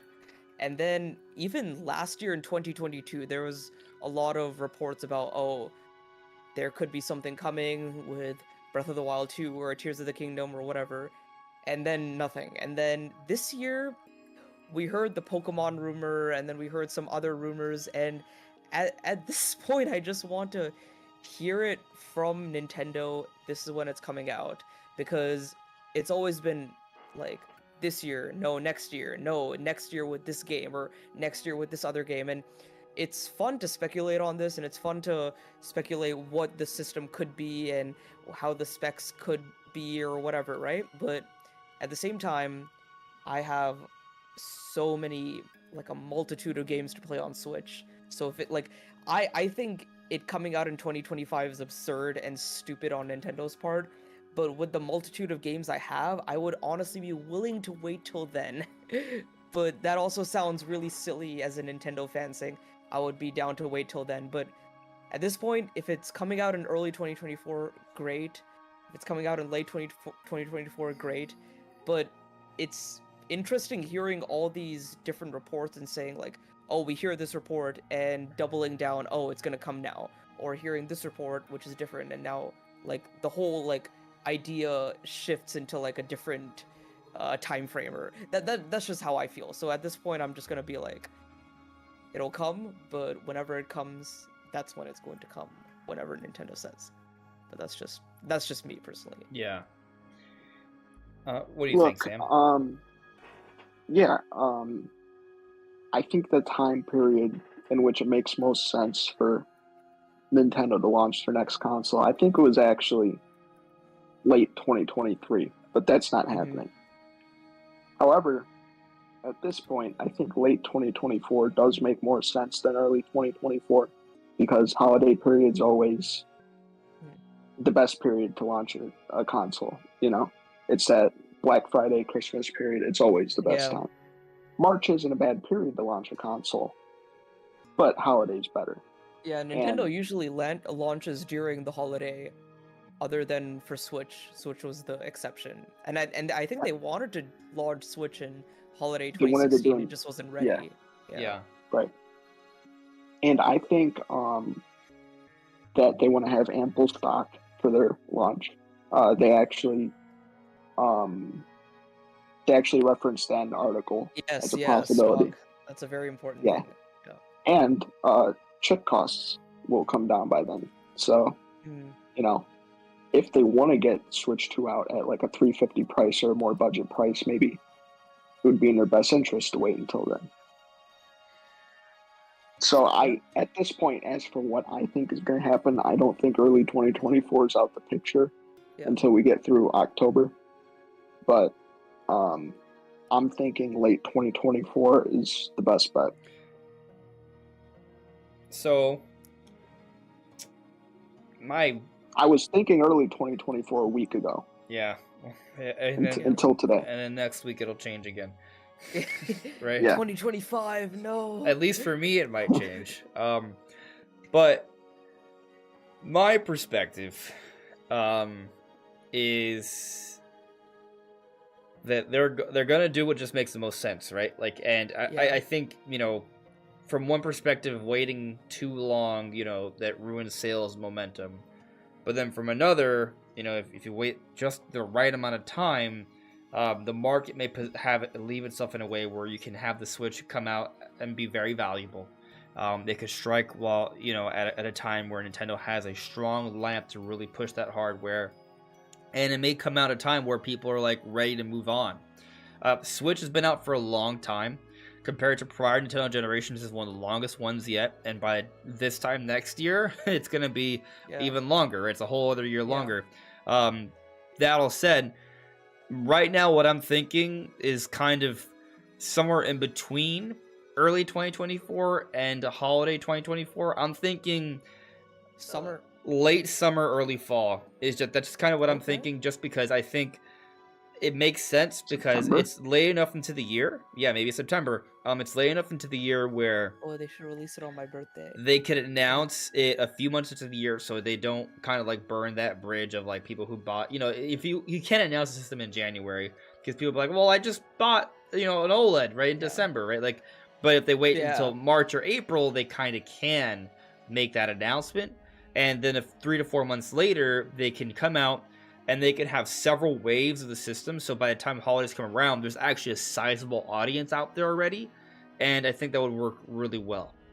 And it also allows them to get out several titles in the year, so they're all available for the holidays with this new system.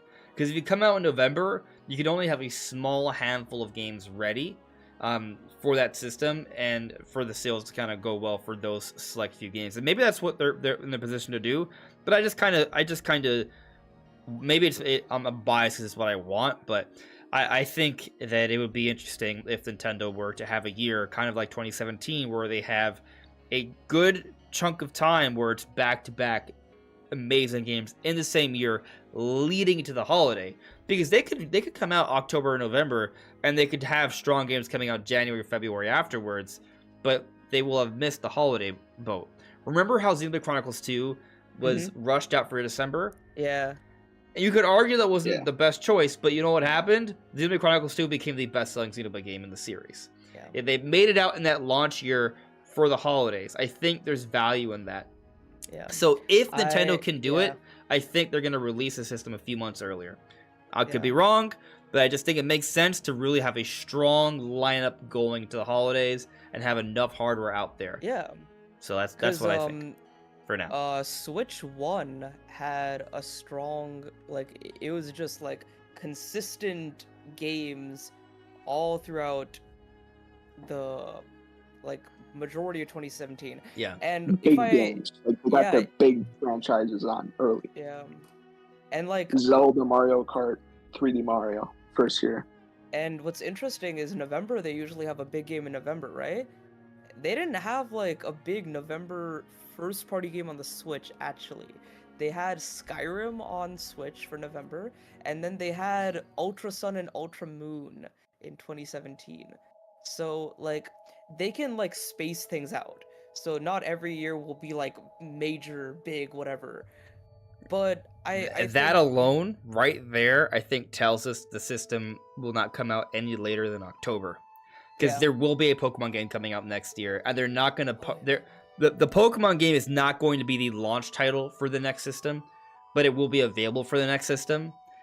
They're going to have something else. So maybe, I think the latest it comes out is October. Scarlet and Violet patch, it will be there. I don't think next year's Pokemon game is even a Switch 2 game. Yeah, we'll see. I think they always wait. I think it'll be available for both. I mean, maybe because of backwards compatibility. Let me rephrase this. That's how it is. Let me rephrase this. Go for it. I think I think it'll probably be available for both, thinking about it, but I don't think it will take advantage of Switch 2. I mean, Pokemon doesn't even take advantage of Switch. So, Yeah. maybe it's kind of a no-brainer, but they should take more time to work on their games, but the unfortunate truth is they don't. Yeah. And Scarlet and Violet is a fantastic game that is plagued by technical issues. But yeah, my point is, I don't think it's going to take advantage of the graphical capabilities of Switch 2 right away. I think we'll have to wait till 2025, till the next gen of Pokemon comes out to experience that. Yeah. Well, how things go? Oh, sorry to cut you off. Go continue. Yeah. However big the graphical performance is, it'll occur with the next generation of Pokemon. That's it. Yeah, what I was going to say is you look at how Pokemon has handled things, right? Whenever it's a new generation, because you look at the handhelds, right? Like the handhelds, as you said earlier, have always been backwards compatible. So what happens is the first Pokemon game that comes out in that first year for that next generation handheld is made for the prior system. But because it's backwards compatible, it still plays on a new system. So those who bought the new system will still play the new Pokemon on that new system. And because that new system will be more powerful, oftentimes we see better performance. So what I expect, we've seen how Pokemon games have been this generation. They are marred by performance issues. I expect we will get a Pokemon game next year. I'm hoping it's the Legends QREM game. And it's going to be amazing, but it's going to look and run better on the new system, and you can play it on whatever system you want, assuming you have you're able to buy the new one. So that's what I think is going down. Transition over to the Pokemon Presents with this. I think it's a good transition point because I think we've pretty much covered the Switch 2 stuff for now. Yeah, I will say this. I will talk a little bit about Kyurem and Black and White and stuff because who's the leaker, is hinting at Generation 5 or Unova. And like I have a video in the works about this, but my whole thing is I don't want them to mess up Unova at all. Like I don't want, like if they do Black and White as a remake, I don't want it to be like Brilliant Diamond or Shining Pearl. I want it No, to be please like a no.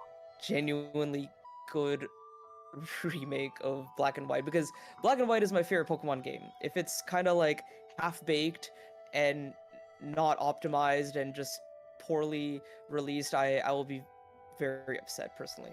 And Kyurem like is like, if they do a Unova Legends game, Kyurem is the way they have to do it, unless they do like, who else? I don't know, Genesect or the Right, but the Yeah, idea so- the idea is it's not a remake. It's something else.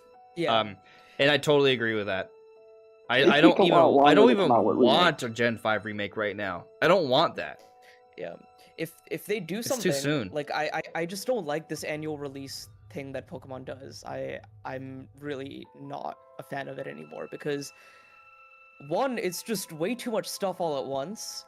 Like I wouldn't wish that on any of my favorite franchises, to have annual releases, because it's just way too much at once, and then it leads to things like this. It leads to poorly optimized games, um not like games that are just not reaching their full potential. Like I imagined the Diamond and Pearl remakes to look like Sword and Shield but better, but it didn't end up being like that at all. So I don't know, I just hope they space out their games. I hope they take more time with it, and I don't know, we'll see. But Do you guys think that there is any nugget of a possibility that they perhaps, instead of every 3 years, maybe every 4 years, we get a new generation? I'll believe it when I see it. I wouldn't honestly be fine with waiting 5 years. If I'm for a being honest with you generation. guys, Scarlet and Violet needed 2 extra years, but 1 extra year would help. Yeah. I will say that when I was younger, like I got into Pokemon during Gen 3, the whole like next generation for Pokemon, like Gen 4, Gen 5, Gen 6, that was like a huge deal. But now thinking back at it, like it was like a shorter gap than I remember it being, but that's also because I was a kid. I didn't really realize how quickly it was happening. But now as an adult, you're like, oh, it's happening so fast. But my thing is, I think like Legends Arceus was my favorite Pokemon game since Black and White. So if they do something like that with Unova, it would be very, very, very good. And I'm very excited to see what they do, but I just hope it's good, because the story of Kyurem in like the Unova lore is very interesting, because it would be the story of the two brothers and the original dragon before The injury. it split and became Reshiram Zekrom, and then the remaining husk was Kyurem. And that was, I remember way back, like when I was younger, one of my friends was like, this is what the Pokemon Gray is gonna be. Pokemon Gray is gonna be the original dragon with the original brothers and all that. And then we got Black and White 2, and we were all very disappointed because our theories weren't Yeah. realized or They, whatever. they but did do the fusions, but yeah. yeah, um, yeah. Yeah, it's interesting, right? Because those fusions were cool, but they weren't like the original Kyurem. They were just like, Yeah. they completed Kyurem, but in a new way, kind of. The thing is, Yeah. the original dragon may not even be Kyurem. It might be like an entirely different Pokemon. And then it splits into Reshiram Zekrom and the remaining husk Yeah. as Kyurem. So that's gonna be very cool. to sort of focus on what the topic is, I mentioned it earlier, but basically we have a data mine from Pokemon Masters of an August 8th Pokemon Presents.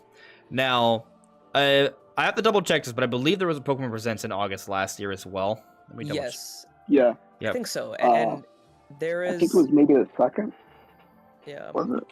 Yeah. And there was also like in August of 2021, there was the Legends Arceus gameplay reveal. Yeah, so just for the record, I do not believe the Legends game is going to be at this Pokemon Presents. That's what I don't think It's too early. it's too early, This right? is DLC. Okay. This is maybe to focus more on DLC, announce DLC, updates yeah. for Pokemon Masters, maybe give us more information on Detective Pikachu. Like, Oh yeah, Yeah. Detective Pikachu. Yeah. Yeah, that game exists. so that's what I'm kind of thinking. We're gonna learn more about the DLC, more about Detective Pikachu, more about Yeah. Pokemon Masters, maybe another update for Pokemon Unite. They could potentially announce another eShop title or something. that's coming out this year. That's possible. Pokemon Sleep 2. Pokemon Sleep, not that. But Or, you know, like the Stadium is already on N64. Maybe they add Stadium 2, or maybe they actually finally Game Boy, add the Pokemon Game games. Boy games. Yeah. and they announce Add the Game Boy connectivity games. between them. That would be hype. Yes. That would be hype. Yeah, I would love to see something like that. That would be so cool. They should do that. Yeah, They should I mean, this is not necessarily a big topic. It kind of seems like we all agree that makes sense. Yeah. There needs to be some Pokemon information. I Yeah. expect them to come. August is the time to do it. 'Cause Yeah. They usually have one in August. Yeah, but to circle back to the whole Legends thing, I still think I believe in Legends. I believe Legends is going to get Yeah. announced early next year, and I'm kind of. It's first off, it's too soon for there to be a remake of Generation 5. We just they got take a while to come out with those. we just Yeah. got Generation 4 remake, and that took what 7 years after Oris. Omega Ruby Alpha Sapphire came out 2014. We didn't get Brilliant Diamond. Well, am I? So X and No, Y, it's been that long. X and Y came out 2013. Omega Ruby Alpha Sapphire came out 20 2014. 14 or 15. Brilliant Diamond Shining Pearl came out holiday 2020. I think Oras One. was 15. 2021. Oras Yeah. was 15. No. Oras It came out next 15, to Sun and Mario Moon was Party 16. Superstars. Yes, you're right. Sun and Moon was 16. Ultra Sun, Ultra Moon was 17. Let's Go was 18. All right. So, well, I'll just yeah. tell you right now. Yeah. Pokemon, X and Y, right, came out 2013. Yeah. Pokemon Omega Ruby Alpha Sapphire came out 2014. Oh, I thought it was 15. No, Okay. that was a gap. That was the last break year, 2015. Pokemon Sun and Moon came out 2016. Ultra Sun and Moon came out 2017. Let's Go Pikachu and Eevee 2018. Sword and Shield 2019. 2020 was the DLC. 2021 was Brilliant Diamond Shining Pearl, and Legends Arceus came out in January of 2022, and yet they still released Scarlet and Violet that November, which that was mind-boggling to me. Sam, Why didn't they make Legends Arceus a late 2022 game? Why? Why didn't they do that? Listen, I remember when a lot of predictions were going on around that Pokemon Presents, a lot of people believed it was going to be one game, right? And Just Legends. and no, they were like, nope, we're hold on a second. When did Pokemon Legends get announced? Legends got announced in the year Early before. in It was 2021. announced in 2021. It was announced like a whole year before Was it it came out. in the Pokemon Present? It was announced No. early 2021. It came out a year later, Yeah. 11 months later. The Scarlet and Violet reveal was after Legends came out. Legends was already Right. out, and It was that a month when- after it Very came out. shortly after. A month very after it shortly came out. After it came out. Yeah. And no one was saying that no one was saying Gen 9, and the reason was because everyone was saying, Breath of the Wild 2 is coming in holiday of 2022. Right. Breath of the Wild 2 is coming. And we thought we then- would get paid DLC for Legends Arceus. Yeah. They gave us yeah. free DLC, and Breath of the Wild 2 was delayed. Yeah, and then, this Scarlet and Violet was announced, and then everyone was like, "Oh, is Zelda gonna be delayed? Is it gonna be delayed?" And it was. And everyone's like, "No, there's no correlation between Pokemon and Zelda and all that." I And then Zelda think got delayed. I stand by that, Yeah, but it still was I delayed. think it would have been very chaotic though. It would have been chaotic. Well, I think Tears of the Kingdom releasing next to Scarlet and Violet would have been bad for Pokemon, not Zelda. Oh, that would have been Yeah. insane. I hate to say it, Oh my but- god. Totally true. no. Totally true. Well, you also had Xenoblade 3, which released like In the summer. 5 months or so before Scarlet and Violet, which also was a major technological improvement over Scarlet and Violet. But yeah. You know, if they're going to keep up the 3-year thing, you know what they need? They need more devs. Yeah. Then they could pull off the 3 Right, years and then separate. they outsourced the remake, still made a new game, and then still brought another game in the same year. But Yeah. this You year we're know, getting DLC, which I think DLC is good. It's easier to get out DLC, less development resources. That helps to space things out a little bit. And hopefully they just focus on Legends not Arceus, but QREM or something for next year. Finally let a Legends game get the focus it deserves. Because you look at Legends Arceus sales, it actually is... It was good. It's but just it was, under Let's Go Pikachu Eevee in terms of sales. It's like 14.8, and Let's Go Pikachu and Eevee is like 15.1. Yeah. And Let's So Go Legends Arceus is the worst selling Pokemon game on Switch, other than Pokemon Snap, obviously. I don't know about that. Probably, unfortunately. I mean, Mhm. it It's the sold best better than I one, so- thought, but and it still sold like above 12 million. I remember the first. Okay, I'm going over the It's numbers right 14 now. million, You I guys think. ready? Yeah. All right, so the 13th best-selling game on Switch is Pokemon Legends Arceus at 14.8 million. Brilliant Diamond Shining Pearl is at 14.9. Pokemon Let's Go Pikachu and Eevee is at 15. They're all right next to each other, 11, 12, and 13. And then Scarlet and Violet's at 22. And then Sword and Shield's at 25.8. So Scarlet and Violet. we're talking about the mainline Pokemon games, right? Like, there are spin-off Pokemon titles, and those are all way under. So my point is, though, is that while it is technically the worst-selling mainline title, there are several things that bode really well for it. First off, it is just barely under Let's Go Pikachu and Eevee and Brilliant Diamond Shining Pearl. Like, it's within 300,000 copies. And it's just one game. It's not two like everything else. It doesn't have the double dip effect that those games have. So every Pokemon game has a boost because it's the two different versions. There's a lot of people who get both versions. It doesn't have that. Secondly, it came out in January, 2 months after Brilliant Diamond Shining Pearl, after the holiday season. It wasn't given the holiday season to really capitalize on sales. Yeah. And then thirdly, Scarlet and Violet was announced a month afterwards. Yeah. They didn't give Legends Arceus a proper runtime. They didn't give it the huge marketing campaign as other Pokemon games. They didn't give it a double version effect. There are so many things that were going against Legends Arceus, yet despite all of that, it's extremely close to 15 million copies sold. It's just And under some of them. And a one lot other of little people thing to were point just- out Yeah. is that while Let's Go Pikachu and Eevee technically as a collective sold more than Legends Arceus, it's been out for a lot longer, since the beginning of the Switch lifecycle basically, but also if they were to do another Let's Go game, it probably wouldn't sell as well. Because Let's Go Pikachu and Eevee, that was taking advantage of the Pokemon Go craze, whatever was left of it, and then also it's Kanto, right? They take advantage of that nostalgia. Any other generation won't have as much of an impact. Overall point being, Legends Arceus, or rather a Modern Legends game, Legends- will sell better than any Let's Go game they were to make. That's all I'm saying. Oh yeah. Especially if it gets a decent time to sell, at least like 6 months to a year.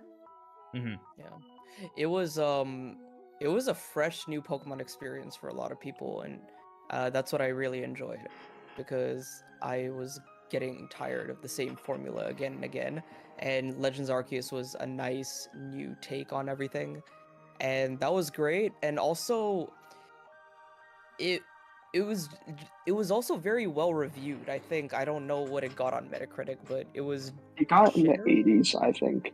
It's the mid- highest reviewed Pokemon Legends game on Arceus. Metacritic that are of the Gotcha. mainline ones on Switch. The highest reviewed mainline 81. Pokemon game.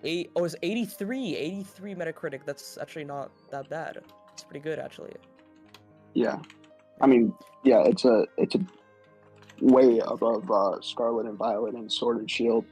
Yeah, Scarlet and Or Violet no, was it's pretty in the close to Sword and 70s, Shield, yeah. but Scarlet and was- Violet was like 72. Yeah. Legends is in the green. Everything, all the other Pokemon games are in the yellow. Yeah. We're talking about the mainline titles. No, Sword looks like it was 80. Sword and Shield dual pack is 80. Yeah, that doesn't Yeah. count. That doesn't count. Yeah, Shield is also 80. And then let's see. Or Scarlet. it's probably 80 or 81. Scarlet is 72. Ouch. Violet is 71. The And then- user scores aren't Actually, looking at it, fantastic either. Legends Let's- is just not even including spin-offs. It looks like Pokemon Legends Arceus is the best. It has the highest review period, and Yeah, also the even highest Let's user Go score. 79. Let's Go Pikachu and Eevee are 79 and 80. Yeah, so yeah. So by user score or review score, spin-off or mainline title, Legends Arceus is the most critically acclaimed, most appreciated in terms of review scores game. And for what the arguments I made earlier, actually has a lot of sales potential. I think if a Legends game was given a proper holiday season, like to be the dedicated Pokemon game, it would sell 20 million plus. It would outsell some other Pokemon games that have come out that are mainline series during the Switch. So I think it's definitely going to happen. Yeah. Again, I don't know if it'll happen next year, but some members seem to be going in that direction. And we're talking about how like Warriors games can delve into different areas of like a game's lore or something. This is the best way for Pokemon to do it. Like each generation has like the ancient folklore. Like Unova has the Legends allows us to original dive dragon. deeper. And then if they do Johto, I really want them to talk about like what the legendary dogs were before, like the whole like bell tower burning. Oh, that could be new forms. No, I just want them to actually canonize if they were Jolteon, Vaporeon. Well, and, what if it is Jolteon? Flareon. But what if it's like them, but they're like they have primal forms? Like they're they're not the same type of EVs evolutions. There's something different. Yeah, that would be cool. Or whatever it is, we learn what it is, but it's gonna be opportunity to have new Pokemon forms and species. Like that's gonna be cool. I don't know what they would do for Hoenn. Hoenn, they could do Jirachi or Deoxys or something like that. They could do. I mean, they could do Primal Rayquaza, Origin Rayquaza. Yeah, but they already did that with like Delta episode. I know. Or ORS. They could do it more so. Yeah. I want them to go into the mythical approach more with. Well, I mean, you got Latios.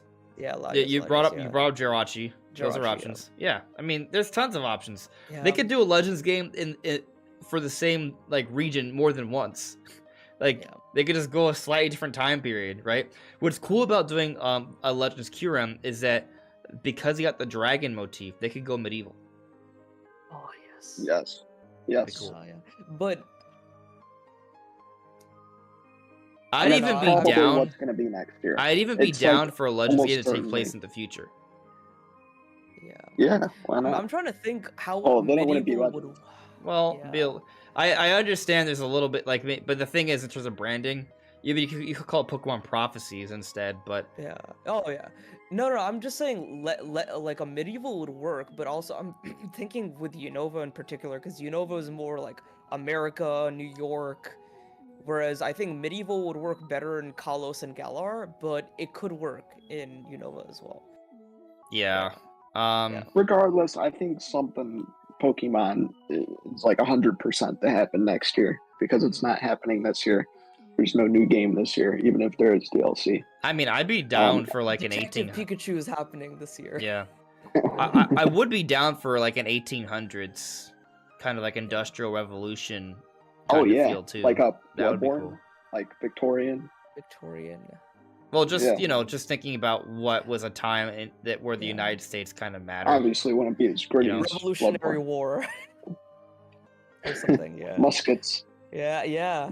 Or the one that I want the most is I want the Pokemon War, which is AZ's War, and I always wanted that to be Kalos versus Galar, like France versus Great Britain or something. Another thing they can do, and there's a war that's depicted in the history of Kanto, so that's another one. Yes.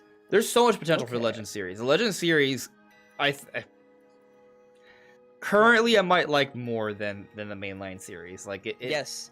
Yeah, I mean, it's more quality as of right now. It's Yeah. Monster Hunter meets Pokemon. It's Yeah. small sample size of one entry, but yes. So, Yeah, I mean, if we compare, the thing is, Legends Scarlet and Arceus, Violet like, had a lot of great ideas. It just performed. It just it was a good game, just rushed I out. don't- it, I it- also don't think some of the new ideas were implemented very well, because when I heard that level scaling wasn't in the game, my interest just kind of plummeted. Personally, for me. also, like I felt like we mentioned earlier how the game should have been developed for longer. It's not just the performance issues. I think there is kind of a weird, like how you interact with the world. It's great with the Pokemon and exploring, but when you go into the towns, there's not much to explore. Yeah. So Exactly. yeah, You can't go in the houses. right like It's that. not as immersive, yeah. It's lacking in some elements we expect from other Pokemon games. So that's kind of When you're some going things they need to to a improve on. town, you're going to buy stuff or go to a gym or something like that. You know. It's they're lacking in depth, the areas. So So But- it's never going to happen because Scarlet and Violet sold so well. But man, I would love for them to take a little bit longer on their games and implement a little more polish. Because you look at games like all 3 Xenoblade games, even 2, I didn't play it at release. I don't know if you did, Andres. I think you did because I Which one? Xenoblade 2. Because I actually remember when I played Xenoblade 2, I went back and saw some of your old guides for Xenoblade 2. So I'm assuming you played it at launch. I was putting up Xenoblade guides that holiday when it came out, I'm pretty sure. Yeah. Man, I must have blitzed that game. Yeah, like, a lot of my friends were telling me that Xenoblade 2 launch was not, like, it was not very smooth, it was very rocky, the game was very unstable, but they patched it, they continuously patched it, it's improved. Plus they just put a lot of stuff in the game, and it was very technically, like, it was pushing the Switch to its limits very early on in the life cycle. And then you have Definitive Edition, you have 3, and then you have games like Breath of the Wild and Tears of the Kingdom. Like, I played Tears of the Kingdom yesterday. I hadn't booted it up in like almost a month. I was showing it to my friend, and I just showed him like jumping from a sky island down into the depths, and he was like, wow, that's insane that you can do that on a Switch game. And then you have Scarlet and Violet. Like, I played Violet on, like, I played my friend's version of Violet on my Switch, and I was just riding around on the bike for a ride on, and it was chugging, and like there was a whole bunch of popping, like whole trees and mountains are just popping in. It was very jarring like that, but I don't know. It's such a shame because they're actually good games. They're pretty good games with great ideas, and they're the most innovative that Game Freak has gotten in a while, but they just need more time. Yeah. To all the Pokemon Scarlet and Violet fans in the chat, I'm sorry. Like, I know it sounds like I think we need to move on. It sounds like I'm a Pokemon hater, but I'm not. I'm not a Pokemon hater. I'm just a fan who's mad at what Game Freak's doing right now. What else do we have on the agenda? So, I want to get to the super chat here. There's a little bit left. So, Brian Doe, thank you for the super chat from earlier. European laws now say the batteries must be easily replaceable for right to repair laws, so we don't have to confirm. So we don't have to confirm that it is a law. There may be a slightly alternative build for the Switch 2 for Europe. I don't think I know some people have made this out to be like this is gonna be like require a big change. I don't think it requires a big change. I mean, your Switch, like if you just unscrew it, you can take out the battery. I'm pretty sure. I haven't done it, but I don't think it's that hard. You could take out batteries. It's not considered replaceable because you can't like pop it out. You know, like those old phones where you could just carry multiple batteries with you at a time and use it to have extra battery life in that phone. That's kind of what replaceable batteries are. What if they just include the screwdriver with all Switch 2s in Europe? It's like, hey, what would you say, Sam? That's within the law. So they could include the screwdriver, and that would work. Yeah, it's like, hey, just use the screwdriver, right? Or maybe the screwdriver will be sent to you for free upon request. And you know what? Yeah, I think that's what they would do. As opposed to having to change it. Right. Yeah. Okay. Yeah, I think that's fine. So looking at this poll here, which would you prefer? You only get one. I asked for backwards compatibility or cross games for the first 2 years. You only get one on Switch 2. We got 41 votes. Of those 41 votes, 85% said they would prefer backwards compatibility. Interesting. So, there you go. Yeah. There you go. And I agree with that. I said I would prefer to get backwards compatibility over cross-gen games. So, there you go. Now, let's see. We've talked about Switch 2. We talked about the future of Smash Bros. We've talked about Pokemon. Pikmin, right? Let's talk about Pikmin. You guys can talk about Pikmin. I'll be right back. You guys can continue, though. Sure. So, basically, Pikmin 4 is selling extremely well. It outsold Final Fantasy 16 lifetime sales in 1 week. That's pretty wild. That is wild. In Japan, for the first week, Pikmin 4 sold over 400,000. in comparison to prior Pikmin entries, there was 101, 161, 92,000, respectively. So if we assume there's a correlation to that number, Pikmin 4 is looking to sell 3 to 4 times as much as any prior Pikmin game. I don't know if it's going to translate over perfectly, but that's a very strong start. And that's just one place. That's almost 500,000 in just Japan in the first week. Yep. So, like, that's... And Pikmin's never been huge in Japan. So that's also a big deal. Yeah, and it feels like the conversation around Pikmin 4 has been pretty popular. And, you know, it's interesting because you check out the developer interviews that came out as Pikmin 4 was releasing, and there was a lot of discussion on how they were looking at how they can help make this game kind of sell better, and they were talking about, you know, kind of streamlining the experience a little bit, making it easier in some ways. And it wasn't, and from what I've played so far, in terms of easier, it's easier to play and enjoy the game, but I still think there's challenge to be found. There's some caves that are, so I beat the game. A little tough, yeah. Yeah, some of the late game caves and areas, geez, it's hard. It's tough. It's not like Pikmin 2 hard, no. You're not at risk of losing your whole squad, but you could lose your whole squad, and I used the rewind button like 1 or 2 times. So there's challenge. It's challenging. It's just maybe not as challenging as Pikmin 2 or Pikmin 1 maybe. But it is challenging. Just the whole series has been pretty challenging so far. But they did make it accessible with, like, you know, Ochi, and one thing I really like is in prior Pikmin games, like walking across a bridge or something with no sides, some of your Pikmin could like fall in the water and die, but now you have Ochi, so you could just put the Pikmin on Ochi, and you can even go through the water with Ochi.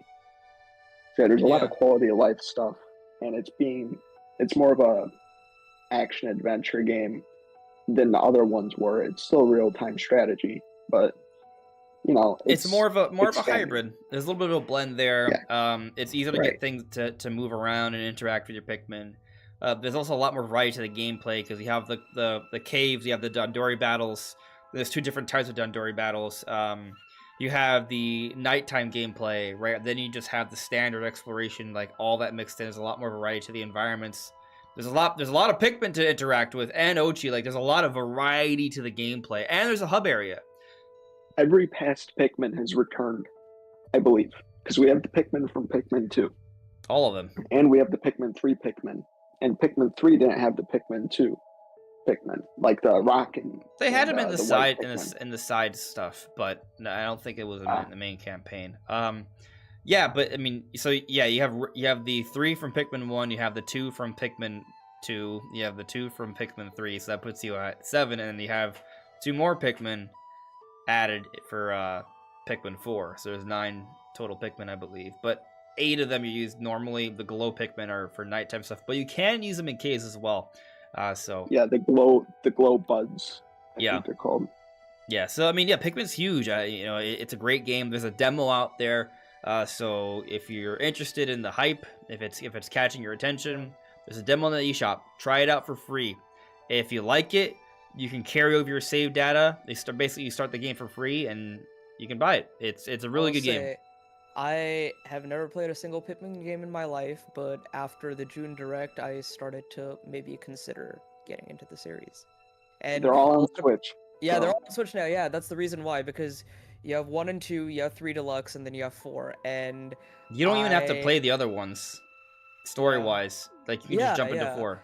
And a lot of people are saying, yeah, 4 is a good, fresh, new reboot for the series.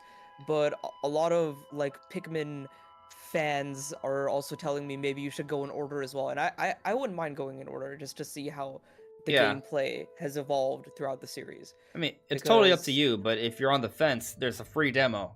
Yeah. And it's a significant demo. You could play for like 10 hours, or at least 5 hours, depending on how you play it, right? You could put in a good chunk of time. So right before, so you could kind of cheese it in a way. So Nishquick, I was telling you about this. So the day Pikmin 4 released, like the day before, I played the demo, and I got all the overworld treasures, and I saved the caves for the very last day where I knew I was going to hit 1500 Sparkium, and I essentially 100%ed the first area in the demo. It's possible. Oh, okay. So you could do a lot with the demo. Okay, interesting. All right. Yeah, I wasn't So really. the demo yeah. ends. The demo ends when you get 1500 Sparkium, which you obtain from treasures, and you could end the day with 3000 Sparkium, like I did. Okay. So. Okay. Yeah, I was just never really interested in this franchise until I saw a lot of the hype of Pikmin 4, and a lot of people are even saying it's their game of the year over Tears of the Kingdom, and the reason why they're saying that, I was very confused why.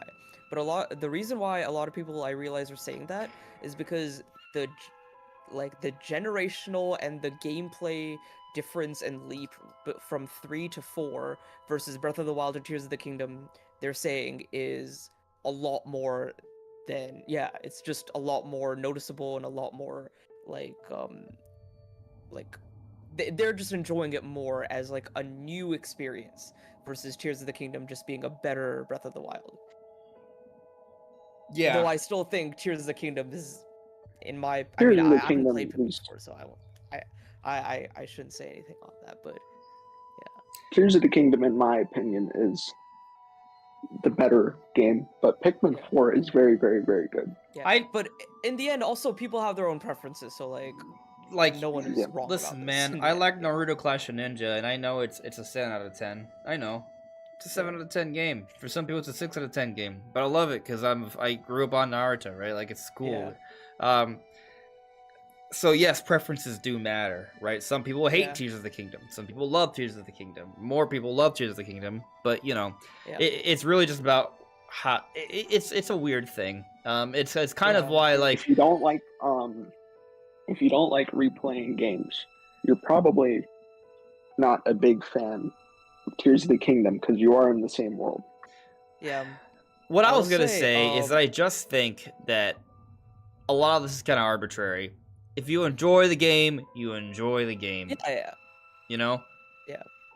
Go on. What were you gonna say? No, I was just saying, like, it is a very personal preference thing, and like one game will do a lot of things that another game doesn't do, or vice versa. Like, I always compare Xenoblade 3 and Tears of the Kingdom in the sense that, like, Xenoblade has the better story, Tears of the Kingdom has the better gameplay, but they're still very different experiences. But, wait, there's something I wanted to say about this, but I completely forgot. It had to do with Pikmin, though. But, Pikmin 4, I will say this. I think it benefits by it feels like a totally new experience, while Tears of the Kingdom, because you revisit the same world, I know they did a lot to change it around, but there's so much familiarity, it doesn't maybe feel as fresh as Pikmin does. That's what I was saying, like, the gameplay and generational leap between Pikmin 3 and 4, people are saying, is more noticeable than Breath of the Wild to Tears of the Kingdom. Which, Oh, yeah. Yeah, but, we also played a lot more Breath of the Wild more recently than we have played Pikmin 3. Like, Breath of the Wild is such a bigger game than Pikmin 3, and the gap is larger between those games. I'll say, not to kind of derail or go on a tangent, but with Tears of the Kingdom being out for, like, 2 months now, I'm starting to see a lot more serious criticisms about the game. Some very good criticisms, but some, like, not so, like, just like, oh, I just didn't like the game. Like, I've talked to some people who have some very genuinely good things to say about how they didn't like the game. So it's interesting to, like, once we're out of, like, the whole, like, hype cycle of the game, it's interesting to kind of have those discussions as well. Yeah. We did say we were going to talk a little bit about Zelda, so this is what I'm going to do. Yes. There is going to... I'm going to see if I can put up a spoiler warning here. Yes. How would I... Spoiler cast part 2. I do have my DLC theory, which I want to share, and that had to do with one of the super chats talking about the. I'm not gonna discuss spoilers yet. Triforce. What this is how we're gonna do things. Guys, any final questions you want to be addressed, put in the chat now, and I'll try to address those. Okay. And then I'll put up the spoiler banner, and then we'll talk about Tears of the Kingdom for like 10-15 minutes in terms of spoiler stuff, and we'll close out. Okay. So if you don't want to be spoiled, it's not too late yet. It's still safe. I won't start talking about. I'll tell you there'll be a spoiler banner. I'm just don't think I had one, so I have to create it. But yeah. I will say, as you're getting that fixed up, I wanted to say something real quick about the Jeff Grubb Zelda stuff, if you don't mind. Please.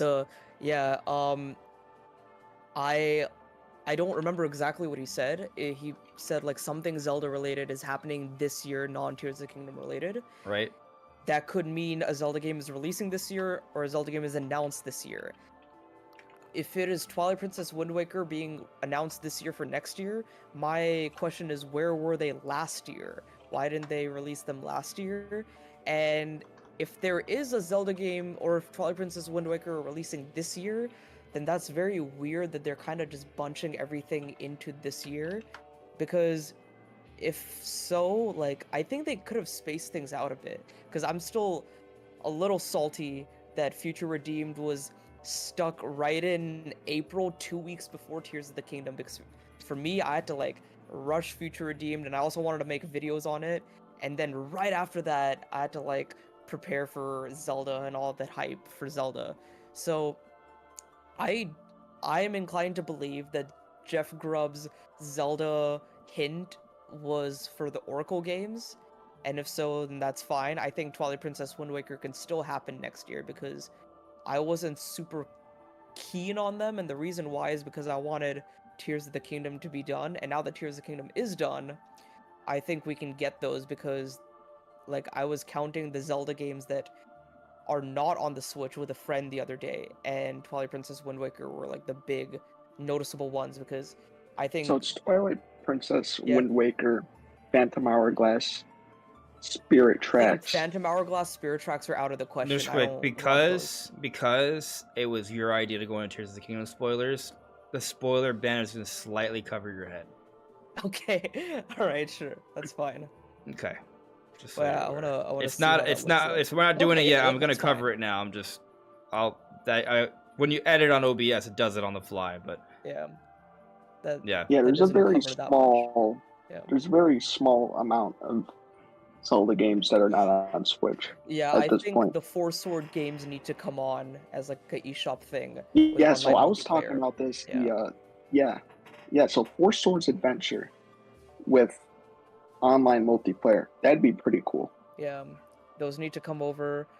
Other than preferably not requiring 4 Game Boy Advances. Yeah, I think Four Swords Adventure, Twilight Princess Wind Waker should come over. The rest, I don't care if they port over or not. I actually do not want Phantom Hourglass and Spirit Tracks on the Switch, because I played, I don't know if you guys have heard of The World Ends With You. I played that on the Switch, and that game was amazing, but it made me want to play it on the DS, because it was not fun on the Switch, unfortunately, with the controls, because of the touchscreen. Yeah, so I missed this maybe while I was trying to figure out the little spoiler banner.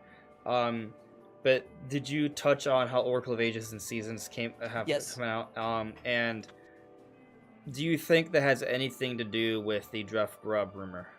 No, yeah, I think I'm inclined to believe that that's what he was hinting at. Really? Because he even made a tweet and said he was like, I don't know what this Zelda thing is. He was just told that a Zelda-related thing, non-Tears of the Kingdom, is coming. That's all he was told. He didn't say... He didn't know what the game or the announcement was. So when the Oracle games were announced, he tweeted and said, this might be what I was talking about. I don't know for sure, but we'll see. Did you miss the reply under his tweet? He replied to his tweet. Yeah. He said, although I'm something to this extent, I'm paraphrasing here, but it was to the extent of, but I was under the impression that this is an unannounced thing. And as we know, Oracle of Ages and Seasons were already announced. right. They just haven't been released. So it's okay. so I think we should just find the it was Jeff Yeah, Grubb. I'm Like I looking can for just it right now, actually. you can look But- at his tweets are public. I'm pretty sure, so you can probably Yeah, find his Yeah, so reply. go under the Over here, reply of that tweet, and he has Also, a reply that yeah. kind of Where's contradicts Jeff that Grubb tweet. on Twitter? Because I just see all I these. found it. I found the tweet. What's his? Is he just Jeff Grubb or is he He's something just else? Jeff Grubb. Yeah, I'll put it in our chat. Is he wearing think like a this is- blue? Oh, I found him. Okay, I found him. Yeah. Okay. Like I said, I shared everything I heard, which was something Zelda, but not TOTK. It was probably this. I legit don't know. I never claimed to know. And they said, yeah, we did hear about Oracle games coming before, so there's probably something else, but I don't want to get everyone's hopes up again. Yeah, poor guy. After the September Direct debacle of last year. So here's what I think it is. I think it's going to be announced in September, but not for a 2023 release. It's going to be a 2024 game.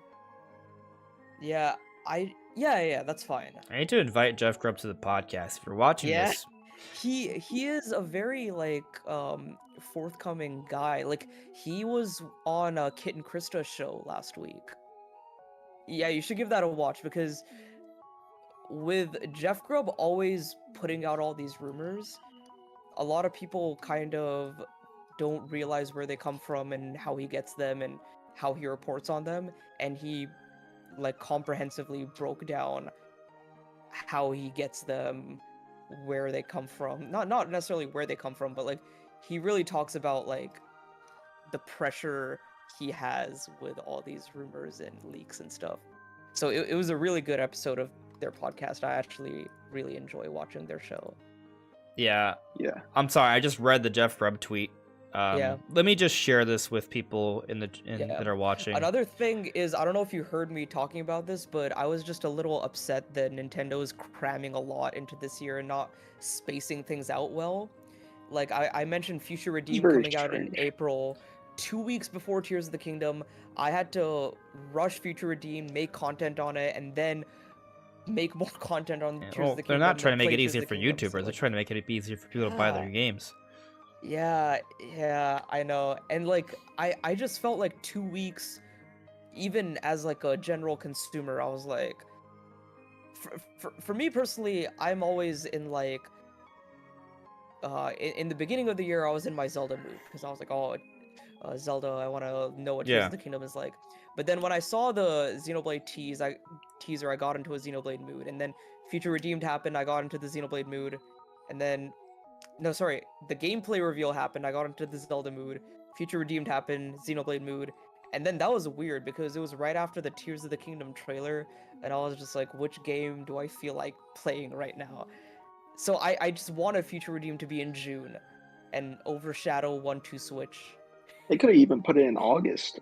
There's nothing in August. There's nothing in August. They could have Yeah. put it in August, yeah. So let me share the tweet for others. And I know you Mhm. said it. For me personally, I just kind of when something needs I register something when I read it myself sometimes. Yeah, I read it really fast as But well. so this is what Jeff Grubb said. When the announcement came out, he retweeted it and said, "Like I said, I shared everything I heard, which was something Zelda, but not Tears of the Kingdom. It was probably this. I legit don't know and never claimed to know." So when he says it was probably this, you know, that's He doesn't know, at face value, like, okay, well, all right, it's probably this. But then the next in his reply is, as you alluded to, Sam, yeah, we did hear about Oracle games coming before. Yes, they were already announced. Yeah. So there's probably something else, but I don't want to get everyone's hopes up again. So what's interesting here is it's kind of contradictory what he's saying. It can So only yes be and one no. thing. Yet he said it was probably both. So there's a problem there. So basically, this is just him, you know, reacting to it. He doesn't want to get people upset. He was just being forthcoming. He heard something and he told us. And I think he's worried because he doesn't want people to blow out of proportion. Yeah. You know, he doesn't, you know, he doesn't want people to think it's going to be Ocarina of Time open world remake announced in September, right? When it's actually I just the remember- Oracle of Ages games, right? Like, I remember last year in September, right before the direct happened, everyone on Twitter was like, guys, I'm so excited to play Wind Waker again. I'm so excited for everyone, like, and all my followers to play Wind Waker for the first time. And I was like, guys, just relax, please. And then the direct happened, and they were like, no one was talking about Tears of the Kingdom. Everyone was talking about Wind Waker not being there. I was like, guys, Breath of the Wild 2 has a name. there's a lot of So, there's it's a lot interesting, 'cause there. Yeah. I watched the September direct, and I think I remember liking it a lot. I don't remember exactly what was announced, but I remember Yeah. it being pretty good. And then when the direct ended, I'm like, wait, where was Metroid Prime and Wind Waker and Yeah. Twilight Princess? I Yeah. didn't see those in there. And then I'm like, oh, come on. Yeah, I was hoping for Metroid to be there, but Metroid came in February, and it was quite the surprise. I was very happy with Metroid, and Yeah. I think the February 2023 Direct might just be my favorite Nintendo Direct. It was a very good direct. It was a very, Yes. very good. But there are other direct, people who yeah. think it was shit. So, everyone's Yeah, opinions. that's always the case with directs. Right. Like, my second I favorite direct was yeah, I was just gonna say, I No, I thought was the saying- last yeah. Nintendo Direct was only okay. yeah. Yeah, me too. And Yeah. there's people who thought the June direct It was amazing. Yeah, the You know, Mario like, the fans GOAT. were like feasting. There are people saying it was one of the But- best. The thing is, I'm a huge Mario fan. I'm a Yeah. huge Mario fan. Okay, like I freaking love Mario. Every time there's a mainline Mario game, I 100% the game. The game is not done till I see 100 percentage. Yeah. But I just didn't feel the same way. Yeah. Yeah, because I was sad no Prime 4 and stuff like that, but another, like, direct thing was, February 2022 was arguably my favorite direct, if not my second favorite direct. Pyramid reveal. That was hilarious. No, that was Xenoblade 3's announcement, but everyone's like, Oh. oh my god, too many JRPGs, Chrono Cross, I don't want this, Xenoblade, I don't want this, and I was like, guys, this is my dream Nintendo Direct right here. It was great. But wasn't that February 20? The That February. was 2022, yeah. Wasn't that when they revealed Xenoblade- Pyra and Mithra? No, that was Xenoblade 3's announcement. But when? Pyre and Mithra was 2021 February. Yeah. After the direct. Oh yeah, drought. okay. So the Yeah. Smash DLC ended in 2021. Man, Yeah, it's all a blur. You're right. Yeah. You're right. yeah. 'Cause- February yeah. 2022 was Xenoblade 3, Yeah. Mario Strikers, Fire Emblem Warriors, and Switch Sports. I like Switch Sports. Switch Sports. I remember that. I like Switch Sports. Yeah. With Earthbound as well, Earthbound, Chrono Cross, Live Alive. Oh my god, that direct was amazing. Yeah. We gotta move on. Tears of the We're Kingdom running- spoilers. Well, Yeah. I said we'll get to the chat. So for those that are gonna leave once the Tears of the Kingdom spoilers in, I'm gonna go to chat now, address a few things in the chat, and then we will move on to some Tears of the Kingdom spoilers. It won't be long because we're getting close to 3 hours already, but Yeah. we're gonna get there. So Ronnie Fazio asked me if a third Fighters Pass happens, would the bonus me costume be a Silex one?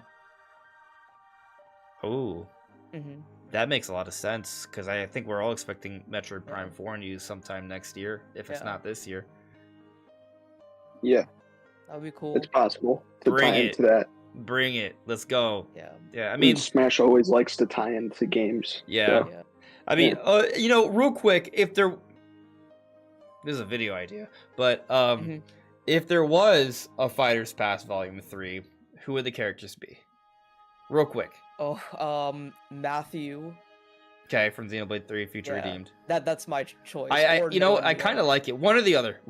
A Noah Mia combo or Matthew. I agree. Honestly, Something like that. I remember you made a video about how Noah and Mio's moveset would be, and that was a very, very good video. Like, I really liked your whole idea of how it would play out. You're That one of the was- few people that watched it. Yeah, it was very good. Thank Yeah. you. And then either Ravenbeak or Silex from Metroid. That's my Metroid pick. Ooh, Ravenbeak would have a crazy Ravenbeak. moveset. Yeah. Well, the thing Yeah. about Ravenbeak is very similar to Samus, so I almost would prefer Silex. No, I think Ravenbeak would be similar to Ganondorf because like Ganondorf has like that grab where he like grabs you and There does that is thing. they Ravenbeak would does just the have same to thing, yeah. focus on more of the unique Ravenbeak attacks as opposed to Samus attacks, but I'm all Yeah. for it. Yeah, And Okay. then who else? yeah, like Ravenbeak's like that black hole that they Alear. shoot out. Yeah. Alear. Yeah, yeah. Oh, yeah. I don't want Alear, but Um, Alear. Alear, yeah, Alear, yeah. I think Alear is inevitable. I wouldn't mind Alear. Elephant I- How Mario. about for third-party characters? I don't think I don't know. I feel like this would be like I guess my belief of the Volume 3, it's a very, like the Booster Course Pass is like not like full hands-on deck Mario Kart. I feel like Volume 3 wouldn't be full hands-on deck. I maybe there is a third-party character. But who would they add? I don't know. Oh, I think Leon Kennedy should be in as a third party. Oh yeah, get a Resident Evil in there. Yeah, because like everyone's been wanting Leon Kennedy or Chris someone Resident Redfield? Evil. Yeah, Do Rayman and Leon S. Kennedy. yeah. Yeah. That would be very. Yeah, someone Capcom, because Le- Capcom Leon only would has. be- Oh, we still don't Mega have Man, Crash either, so Crash kind of We makes don't have sense Crash, too. yeah. Oh, that's Crash wild that Bandicoot, we don't have Crash in Master there. Chief, Yeah. Master Chief, Doomslayer, those characters. Doom Yeah. Slayer. I don't think those would happen in Yeah. a Volume 3. I just don't. If it's just Oh, five. yeah. Maybe Like- in the next Smash game. Yeah. Is- Yeah, Microsoft would literally throw both of those guys in. They would be very happy to have them in. So- What other Oh, Nintendo characters would make sense though that haven't been added? Now that I think about it, Bethesda is first party now, so they Yeah. could just throw Doom Slayer in there. Yeah. Good. Nintendo characters. I said. People were saying Yeah, Alear. I said Elephant Alear. Mario. Elephant Mario. Yeah. Some people were saying even Ochi from Pikmin 4. I don't know how that would work. I love it. Yes. Yeah. Yes. Yeah. We need more dogs. Who else? First. Maybe you could throw party? Pikmin at enemies. Yeah. Why First not? party. Wait, can you do that with Alamar? Yes. But he doesn't Yeah. have all the Pikmin. You could use Ochi and some of the new Pikmin, like the Ice Pikmin and the You Glow could freeze the Pikmin. enemy and then knock them off the Yeah. board. Can I bite, want- tackle. I want a Zelda rep. Like, I think Ganondorf should get a reskin and a redesign and a Yeah. new I don't know moveset. if we get that in Volume 3. No, yeah, but eventually. But Yeah. a new Zelda rep, I don't think any Tears of the Kingdom characters would Queen be Sonia? good. But I think No. like other, huh? I don't think Queen Sonia would. No, I don't think Rauru or Sonia would be. Rauru has a uh, better chance than Sonia, but Yeah. even then. I think the better option for Zelda would be go back either add Skull Kid or Gear Him. Those are very good Yeah. options. Yeah. Yeah. Skull Kid's in 2 different games. Yeah, Oh, yeah. Twilight Princess. And they're more popular games, especially with their remakes, post Skyward Sword. Yeah. So if I had to Gear pick between Him those would two, be amazing. yeah, Like third-party characters. I'm trying to think of other third-party characters. Oh, we should get a like, I don't know. We should like I was listening to Botox Games, his Nintendo Selects podcast, and he was like, Cloud and Sephiroth are good from Final Fantasy, but they should add more Final Fantasy characters. Kefka. Yeah, Kefka, like someone classic, like Kefka or Zidane or someone, or they could even How did add it- Clive Rossfield, or like. I haven't Jack needed some Garland or educating because I don't something. even know who these are. So Yeah. Yeah. Yeah. Or, Or something like Morbius. that, yeah. Yeah. well, But yeah. those are some ideas. Again, we can go on and on. So let's move on now. Yeah, let's jump into the spoiler cast. So here's a warning, right? We're gonna talk about Tears of the Kingdom spoilers now. I'm gonna put up the little banner. This is your warning. The game's been out for what, 2.5 months now. So Yeah. there it is. TOTK spoilers. Beware. We're only gonna do this for about 15 minutes and then close Yeah. out. So maybe less than 15 minutes. I'm tired. I will We're can I already at give almost my- at 3 hours. Can I give my idea on the DLC real quick? Let's go. So basically, Freely. Go. You're free. Go. yeah, so basically, there are 3 dragons. There's Farosh, Dinrel, and Nadra. And we now know that swallowing a secret stone turns you into a dragon. So they were people before. They were living people before there were dragons. Whether there was Zonai or Hylian or whatever, we don't know that. My idea is that they were 3 Zonai, like, rulers or like high officials in the Zonai society. And what they did is they were the ones who built the labyrinths. Because the labyrinths, as like when you do the labyrinths in Tears of the Kingdom, one of them says this is the labyrinth of the boar, this is the labyrinth of the owl, or it's something like that. And they're each associated with power, wisdom, courage, right? And I think that this is where like this was like I don't know why they had labyrinths of all things. Maybe they had castles there originally, but the labyrinths were like deep down. They're or tiered. something. There's 3 different. The labyrinths are giant towers split into 3. Yeah. Yes, Yeah. and maybe that's where they like kept their secret stone, but something led them to swallow their secret stone and become dragons. So maybe that's the mystery that we find in the game. Also, another thing is the Ember, Frostbite, and Charged outfits look very reminiscent of the dragons, They are. as well as I don't. They're. First off, I'm just gonna tell you straight up. The 3 dragons were Zonai. Yeah, There's like no 100%, doubt in my mind. Yeah, 100%, Their designs match Raru's the design. long noses like- and like All you have to do is look at the dragon comparisons, right? There are 5 dragons we see in Tears of the Kingdom. There is a Hylian dragon in Zelda. Her shape and form very different from the 3 original dragons, and the demon dragon, the Gerudo Demon King, also very different from the other dragons. He's got the horns. He kind of has that pig-like face as But well. what also needs to be understood is that the secret stones come from the Zonai. Yeah. So with this story of how the secret stones cause the dragons to occur, during the memories, I think it's evident, or likely at least, that those 3 dragons are already there. Yeah. Because there's already a history of consuming the secret stones and been losing stuff to become the dragonification, exactly. So I think those 3 are the examples of the dragonification. That's why they know about because it. Raru So and this Minoru are the suggests last. this suggests that these Zonai are very ancient, just like the labyrinths. Yeah, because Raru and Minoru are the last of the Zonai. And the Zonai are basically like divine deities because they like came down from the heavens with these secret stones and all that. What it has to do with the Triforce, I don't know, because it is very telling that these dragons are called Dinrel, Nadra, and Farash, which is very reminiscent of Din, Neru, and Faror, who are the golden goddesses who created the Triforce. And like the whole grand mystery of Breath of the Wild and Tears of the Kingdom is where and what is the Triforce? Where is the Triforce? Like, where is it? And what is the Triforce meaning? Like, what did Zelda use to seal away Calamity Ganon? It's tough because I just said, and maybe I'm wrong, right? But I'm just kind of like thinking things through, right? The secret stones that are used to turn the people into the dragons, these would be presumably Zonai. I think that much I believe with certainty, right? That those were Zonai.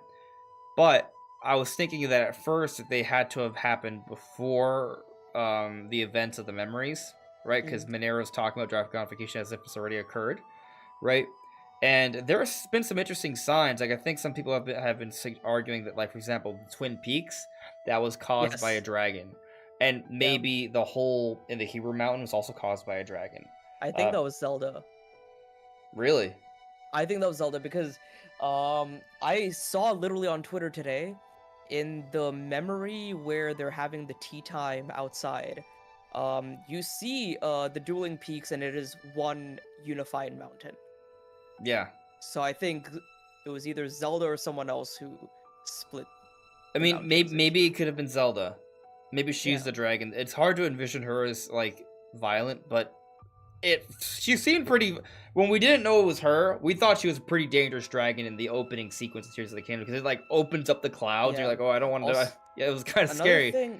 Another thing which is kind of sad is like when Zelda transforms, she doesn't want to do this, and she's very like restless and like she's like crying the tears. So like she's probably like in a state where she would probably do something like that. I don't know.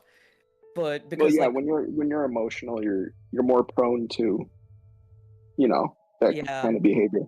and that lends into the whole idea of like when you swallow the secret stone, you lose yourself, which is also like I think Zelda should have just either lost her memory or just stayed a dragon at the end, but that's whatever, it's fine. It needed to that's They could that's never. just what yeah. But They always sacrifice someone else, but not Zelda. yeah. It's okay. I think they still pulled it off. I just think Yeah. I that think I I know what think it was my a great I think ending. I think I'm the theory, the big Zelda theory video for this week is brewing. yeah. Because I'm It's gonna thinking be about the dragons. somewhat. I think. Mention yours truly. Well, I'm not sure what the idea is yet, but I may mention that the gears started turning during this conversation. Yeah. So I think the Zonai, there hasn't been anything to disprove the idea that the Zonai are somehow related to the Twilight. Think about this for a second. Yeah. So yeah. the Twilight are usurpers. They're magical wielders that tried to take the Triforce at one point. Yes. And they were sent to another realm, and that's when they became the Twilight. They were not the Twilight beforehand. They were just the Dark Interlopers. Yeah. They were a magic wielding tribe. Whom and whom I get confusing, but who are the people that are magic wielding tribe in Tears of the Kingdom? Yeah. The thing is, the Dark Interlopers are just the name that the Light Spirit gives to them, because it's so far into the future that the name is just faded out into obscurity or something. So yeah, that is a possibility. There's nothing that disproves it. Yes. Nothing. And there's actually more evidence that proves it with a lot of the design similarities. So the design similarities, all the glyphs, they're very comparable. Yeah. Very, very comparable. I think down the tree, the Zonai and the Twilight have a common ancestor. Mm-hmm. Yeah, maybe. Right, my point is the Twilight are not the Zonai, but maybe the Zonai became the Twilight or part of them, or there was a divergent path. There were some who like how maybe the Zora became Rito. Potentially, yeah. Yeah. And the thing is, it's not even a stretch. Like they're furry people. Yeah. They're furries. They're all fur. They're magic wielding furries. Well, the Twilight look more like alien-like, but here's the thing. Well, I guess Midna was kind of more of the furry, but you can see that it's not a stretch. Not here's a big the one. thing about the Twilight and the Zonai, though. The common color scheme is also the same. The green and the teal and the light green, like that kind of color. Yeah. Even the Poe souls in the depths remind you of like the color scheme of Palace of Twilight and all that. So the Poe souls reminded me of the spirits in Twilight Princess that you could talk to. I remember. Oh my god, there were some videos after the February 2023 Tears of the Kingdom trailer when we saw the Poe souls. We didn't know what the Poe souls were. A lot of people were like, Twilight confirmed, Midna confirmed, it's gonna be in the game. And I was like, hold up. That's taking it a little too far, but I could see a similarity. Hey, you could wear the fused shadow on your head. Let me throw another idea at you. Yeah. Right? This is not related to the Twilight Zonai, but, well, I don't think it is, but, there's so many possibilities. Impa in Skyward Sword is already from an established tribe meant to protect. Correct. But, you saw my theory video on the timeline placement of the memories, so you understand where I'm coming from here. I believe the memories take place after Skyward Sword, but before every other Zelda game. And when we but we also know that from Breath of the Wild, the Sheikah have been around for very... Yes, it would also be before Minish Cap as well, because the kingdom was already established in Minish Cap. The monarchy... So you think there was only... I did watch your video on it. I do agree. There was probably only one big founding of Hyrule. Yeah, I mean, it's one of three options. It's if Nintendo doesn't care at all and none of it makes sense, right? It's what I'm suggesting that it's the founding of Hyrule, which is what they say in the memories. It's literally happening in the timeline where they say the founding of Hyrule takes place, which is between Skyward Sword and the Minish Cap. Or it's a second founding of Hyrule that happens so far into the future it doesn't matter. Those are the options, right? But what's interesting about kind of Impa from Skyward Sword is that it shows kind of a history of the Sheikah. And we know from Breath of the Wild that there was an ancient, super advanced Sheikah civilization. Yeah. And what's even more interesting, going back to Skyward Sword, there's already a lot of evidence that there were some advanced civilizations before Skyward Sword, like ultra advanced. When you go to the desert and you see all the robots, which potentially could also tie into the Zonai, because the constructs are very much like... There's a huge history of Hyrule. Like, what's kind of crazy is that Breath of the Wild and Tears of the Kingdom seem to be implied to be so far past any other Zelda. But what's also interesting is you go to Skyward Sword at the beginning of the timeline, there is also, because Tears of the Kingdom and Breath of the Wild help to support the idea that there is a history that goes way before Skyward Sword. So Skyward Sword... Fujibayashi, the fact that he was in on all three of these games kind of had some consistency. Let me potentially blow your mind here. It's all perspective, it's all relative, but just think about this for a second. Let's hear it. Skyward Sword is not the beginning of the Zelda timeline. Okay. It's dead smack in the middle. Oh god, no. Think about it though. I mean, the thing is, time is endless, right? Time is endless. Well, they already all right. They already went past the agricultural revolution. They're building houses. They're in the sky. They spread across the sky. They have the legends about the surface, meaning that those legends must be pretty old. What about the Master Sword though? Master Sword is like the whole thing. Like, Master Sword was created in Skyward Sword, in the present of Skyward Sword. But it was also Demise was out for the count for a while because of Hylia. Another thing is, Link goes back to the past to fight Demise with the Master Sword, and then leaves the Master Sword in the past, brings it back to the present. Does he leave it in the past? Yes. Really no, he brings it back and he puts it in the pedestal. Okay, he brings it back to the present. Puts it in the pedestal. No, I don't think so. Because no, it was in the past. He does. Because young Impa was there watching. Yes, young Impa was there. They say their goodbye to Impa, go back to the... Oh, okay. You're right! It could be in the middle. I mean, so the thing is... It's been a couple of years since I played Skyward Sword. I don't remember that.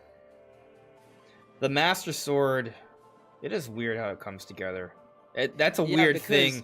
The thing is, the Seal Temple eventually becomes the Temple of Time in Ocarina of Time, which is the Seal Temple area, which comes down with the statue of the goddess and everything.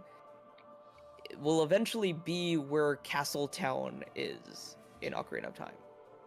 And then they have the Temple of Time there. The Temple of Time is all built very by confusing because sages there's two different Temple of Times.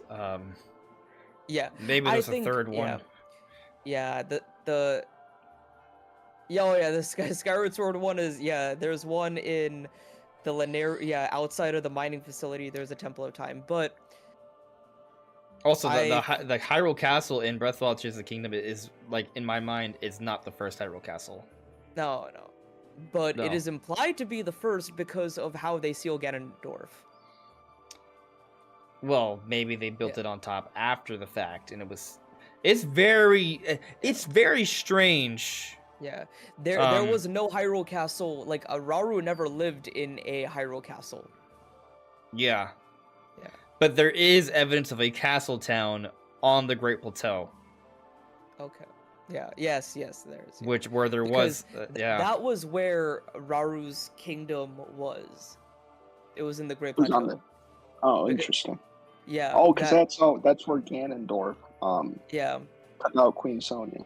No. Yeah, and another thing is that makes the whole statement from Rome saying the Great Plateau is the birthplace of Hyrule, that makes it make a little more sense. It makes sense as the birthplace of Hyrule, but what's weird is just how there's the Castle Town replica from Ocarina of Time, and it's Oh, It's- wait, oh, yeah.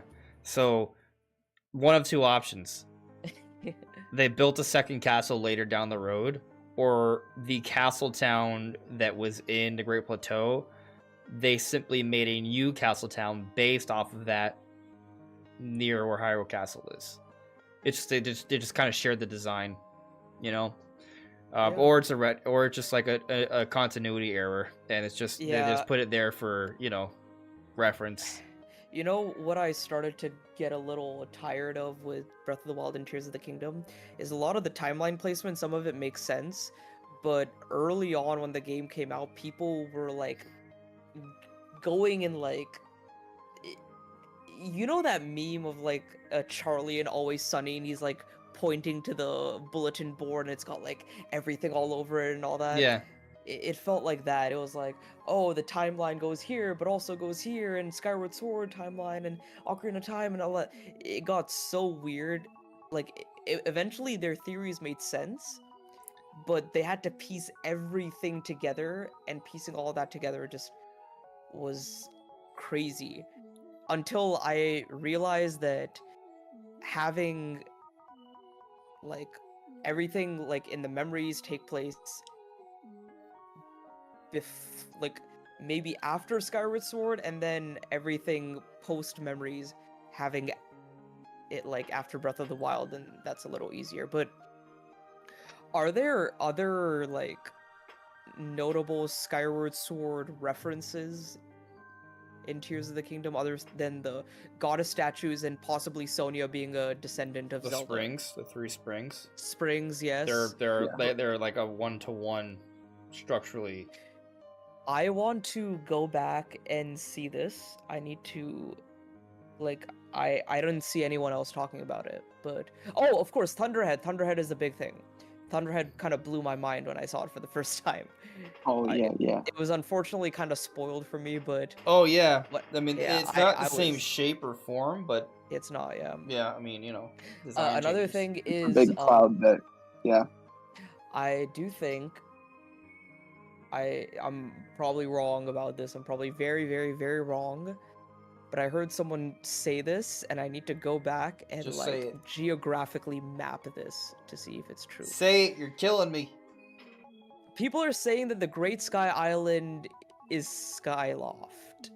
And not I was only that just it about is to ask Skyloft. where is Skyloft. No, they're not even saying that it is Skyloft. They're saying that geographically it resembles Skyloft. It does. It does. Yeah. I kind of thought about that. Like it's a big central thing where No, what I mean is geographically it is almost very identical to Skyloft and Skyward Sword. But I'm probably wrong. I'm probably wrong. I just heard I someone feel say like this. I feel like it's something I might have and saw on Twitter, looked at, and be like, yeah, no. yeah, That's I you could be right. I'm not googling it now. yeah, that's why I said I would need to go back and geographically map it to see what it's like. I don't Looking think at it it. is. There's a similarity, Yeah, but because Ugh. they're like where the graveyard in Sky. I remember in the September 2022 trailer when we got the title and the release date, when Link is running out of the temple, you could kind of see like the Skyward Sword like gravestones from Skyloft on the side. I don't remember where they were when I played Tears of the Kingdom. And then like where is it? Tears of the Kingdom has the Temple of Time, which could have been like there was no Temple of Time. There was the giant goddess statue, and you go inside of the giant goddess statue. So things are different, but that also speaks to how long it has been. Because also that giant goddess statue was the one that came down onto the surface at the end. There is a history of putting giant structures on top of where an evil thing was to just keep it down there. Yeah. So maybe that's why they put the Hyrule Castle on top of. So here's my idea. You ready? Maybe the reason the Hyrule Castle is seen in the central Hyrule, why it's there. This Hyrule Castle is placed there after the initial calamity. The tapestry. This might be a tapestry story that explains it, like where we see the hero's aspect and the god and the whatever the goddess lady princess was. Oh, okay. Maybe that's what explains it. And before that, it was maybe Hyrule Castle was where the Great Plateau was, and it just kind of everything changed. Do you think they moved it because of Ganondorf being imprisoned?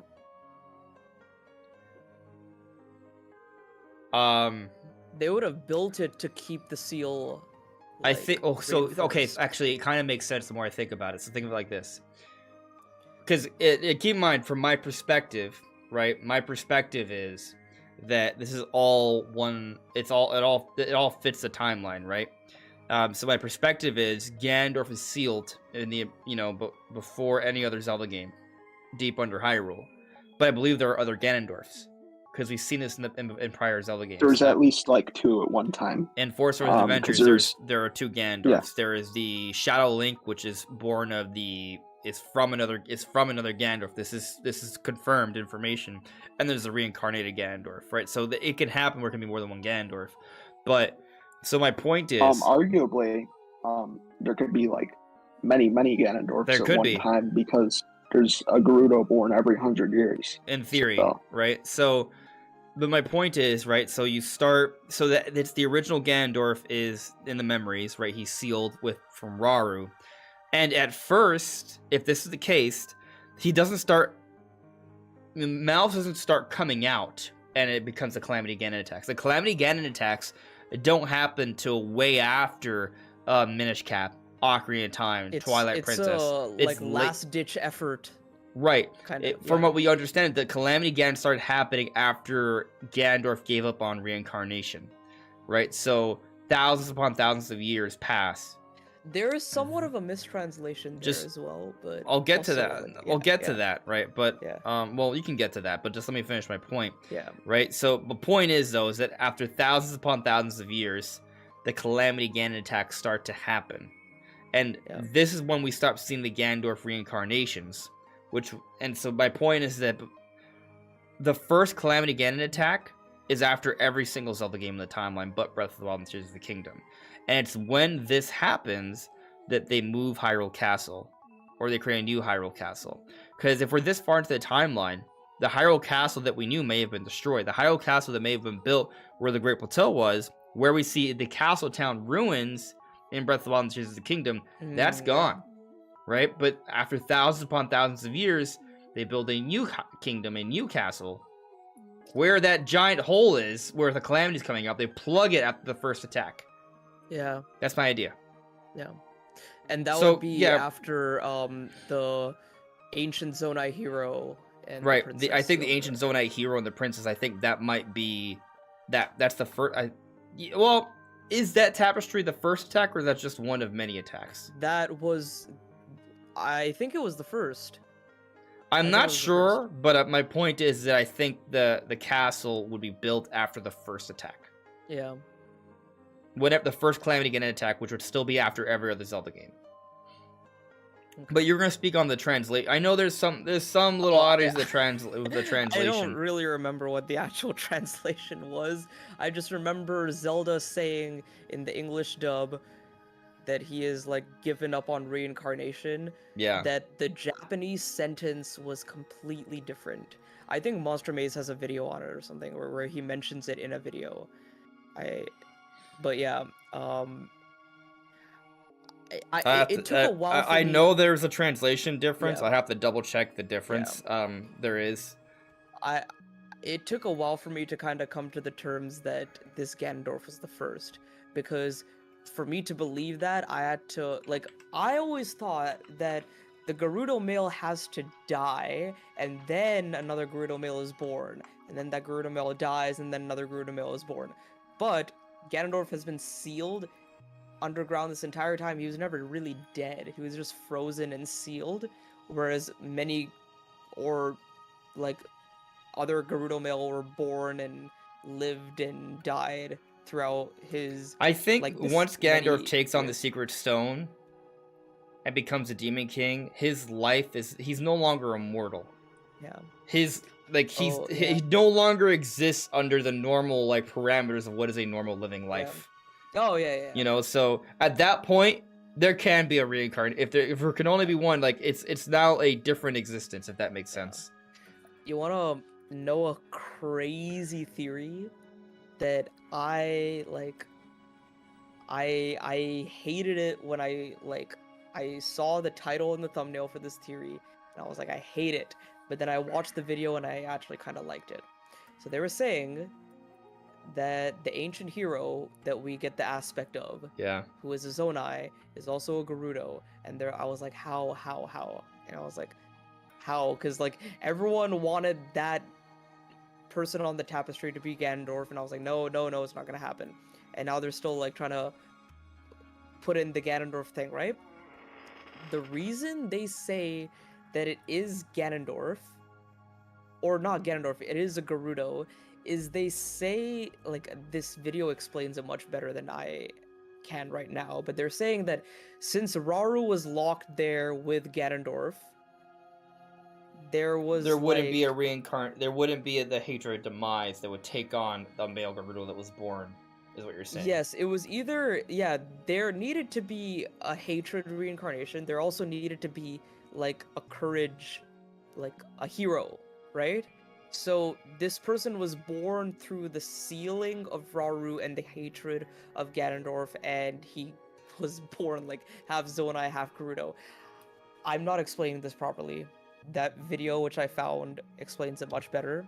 But basically, it is very strange that the ancient hero has red hair, has a tail, and he looks Zonai-like, but he doesn't look as Zonai as Rauru and Minoru do. So that's a little sus. I thought that was a little weird, but I still think he's more Zonai. I also thought he could be Rauru and Sonia's like descendant or I think son or I kind whatever, of like but- the idea of there maybe being some breeding there, interbreeding. That may sound weird. It sounds weird. Listen, when it comes, listen. The Gerudo women sleep with Hylian men. I think there's even some implicate that like there's Hylians also can also mate with Zoras, or at least get into relations with Zoras. Like there's already interspecies things going on. I think when it comes to like the Zelda world, I think we should look at Zoras and Gerudos and Gorons. They're just different races, right? Like Link got engaged with Zora in Ocarina of Time. Canonically in the story. So that's something. Right. So point is, I think after the issue of Ganondorf, the imprisoning war, there may have been maybe potentially a political marriage between a King Rauru, Queen Sonia descendant and the Gerudo to help kind of tidy up things between both countries. And that could have led to that hero. That it seems to be a mix. It does make sense. It makes sense. Yeah. I will say, this will be my last theory that I put out there, and your whole Gerudo thing reminded me of it.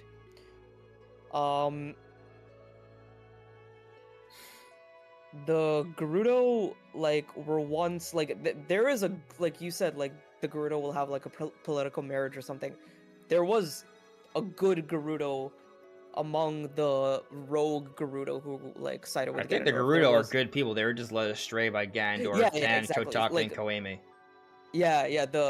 The rogue Gerudo were like, I guess, the minority, but there was the sage who like kept everything together.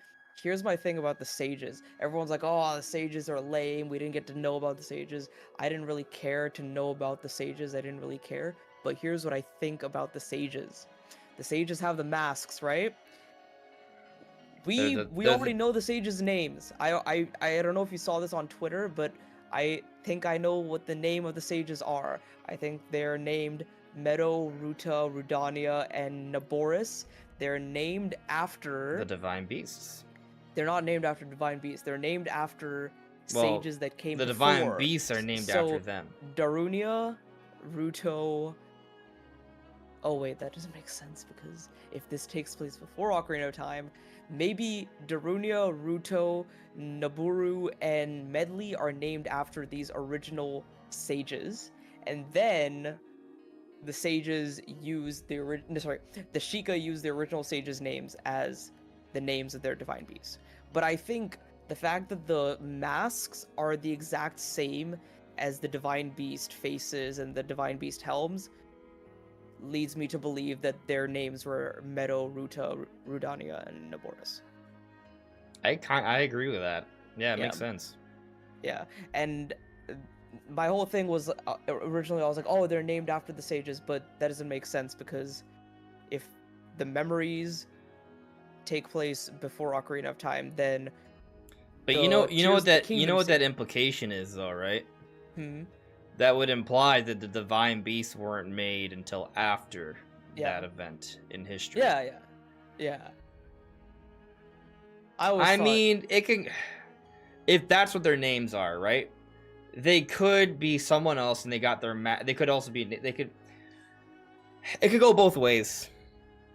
yeah, It could go both ways. I like the Yeah. idea that the divine beasts and Sheikah technology were around even before. oh, because they were excavated and they're like, oh, we found this. Yeah. It's tough. I mean, it Well, could. that doesn't necessarily rule out the fact that they could have been in that era.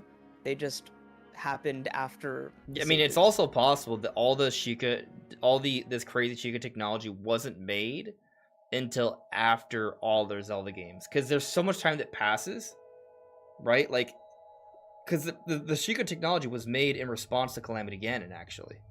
I think you should read the last super chat. Oh, I saw it. I'm gonna get to it. Yeah. But yeah, fine. I'll read it.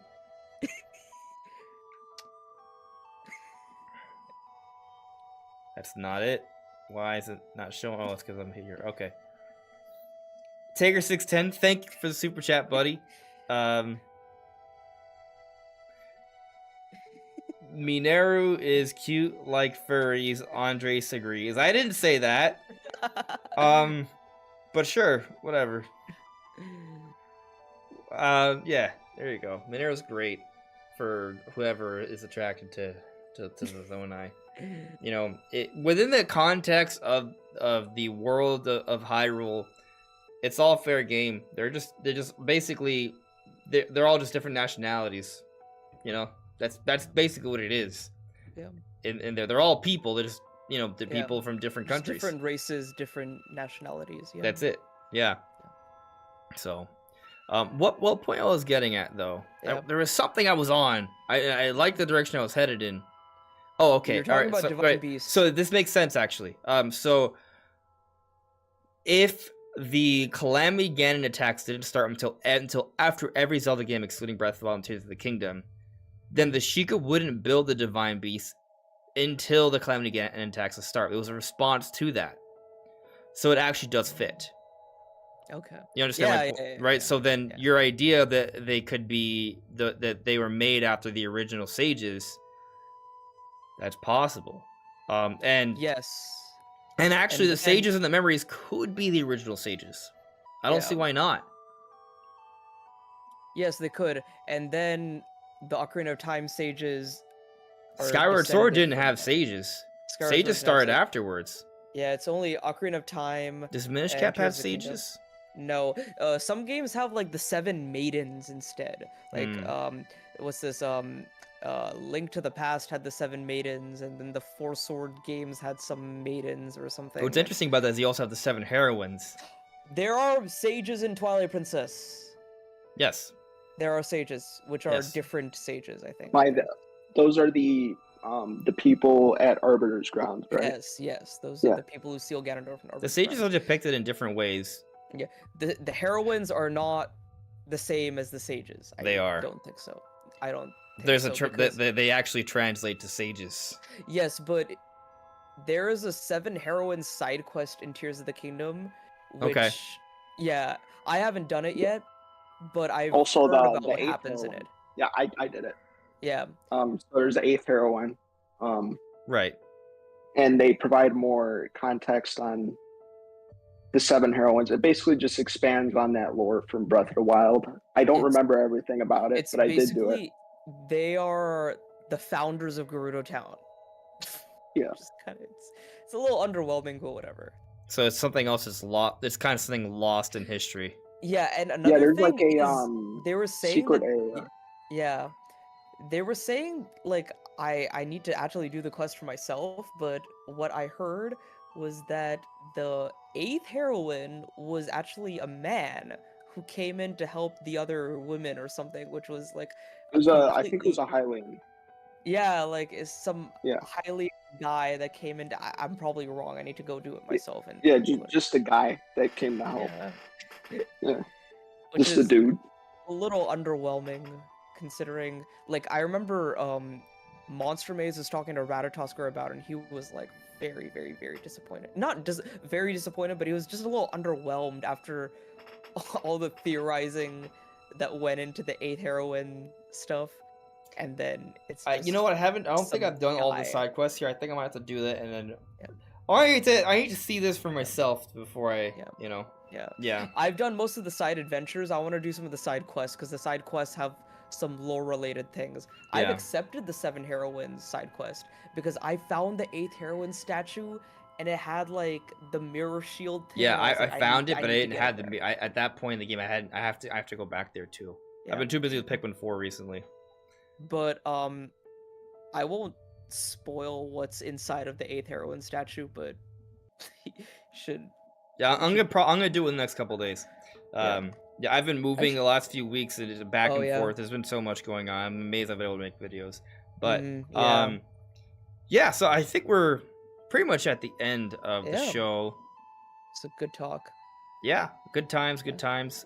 Guys in the chat, please make sure to check out both Nishquick and Sam. Their channels are linked in the description below. Any final thoughts you guys want to put out there? Anything you guys are working on?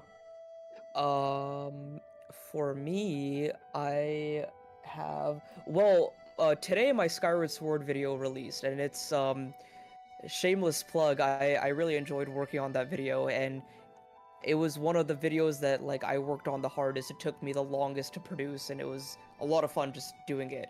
So if you guys enjoy Skyward Sword, if you guys enjoy Zelda, definitely check that out. You know what that means, right? What? Because you worked so hard on it, it's not going to do well. That's how it works. It originally didn't do well. Like the first couple hours, I was very sad it didn't do well. But now it's picking up steam, so that's very good. It could be a slow, an evergreen video that grows over time. That happens, yeah. Yeah, so give it a watch. I saw it; it's pretty good. I enjoyed it. Yeah, thank you. And I'm gonna watch it after this podcast. Yeah. And then like in the works, I have some other Nintendo related stuff happening, and I have another big Xenoblade related video coming. I don't know when that will release, but before that I will probably have like podcast highlights, and I have a Mario video and a Pokemon video in the works as well. So Mario, Pokemon, Xenoblade, keep an eye out for those. But yeah, thank you so much for having me. Yeah, man. On the show, and it was a lot of fun. And yeah, check out Samuel's channel as well. Yeah, I'm I'm not working on anything big. I do plan to branch out from the type of stuff I'm doing now. I do want to start doing more like retrospectives and stuff, but I do not have a captured card yet, so it'd feel weird doing a Zelda retrospective with PlayStation gameplay, but I'm gonna get a capture card. I want to do some look backs on some Zelda games, Xenoblade, like looking at the Klaus saga as a whole, stuff like that. That'll be coming in the future at some point once I do look up a capture card. For now, it's just speculation on stuff and what's next for Zelda, Metroid, stuff like that. Exciting. Nice. Very nice. Okay, cool. Well, let me see here. Well, thank you everyone for coming by. If you could like the stream, it'd be super helpful. We'll see you soon. Take care. Have a good night. Later, guys. Good night. Have a good Nice. one. See ya.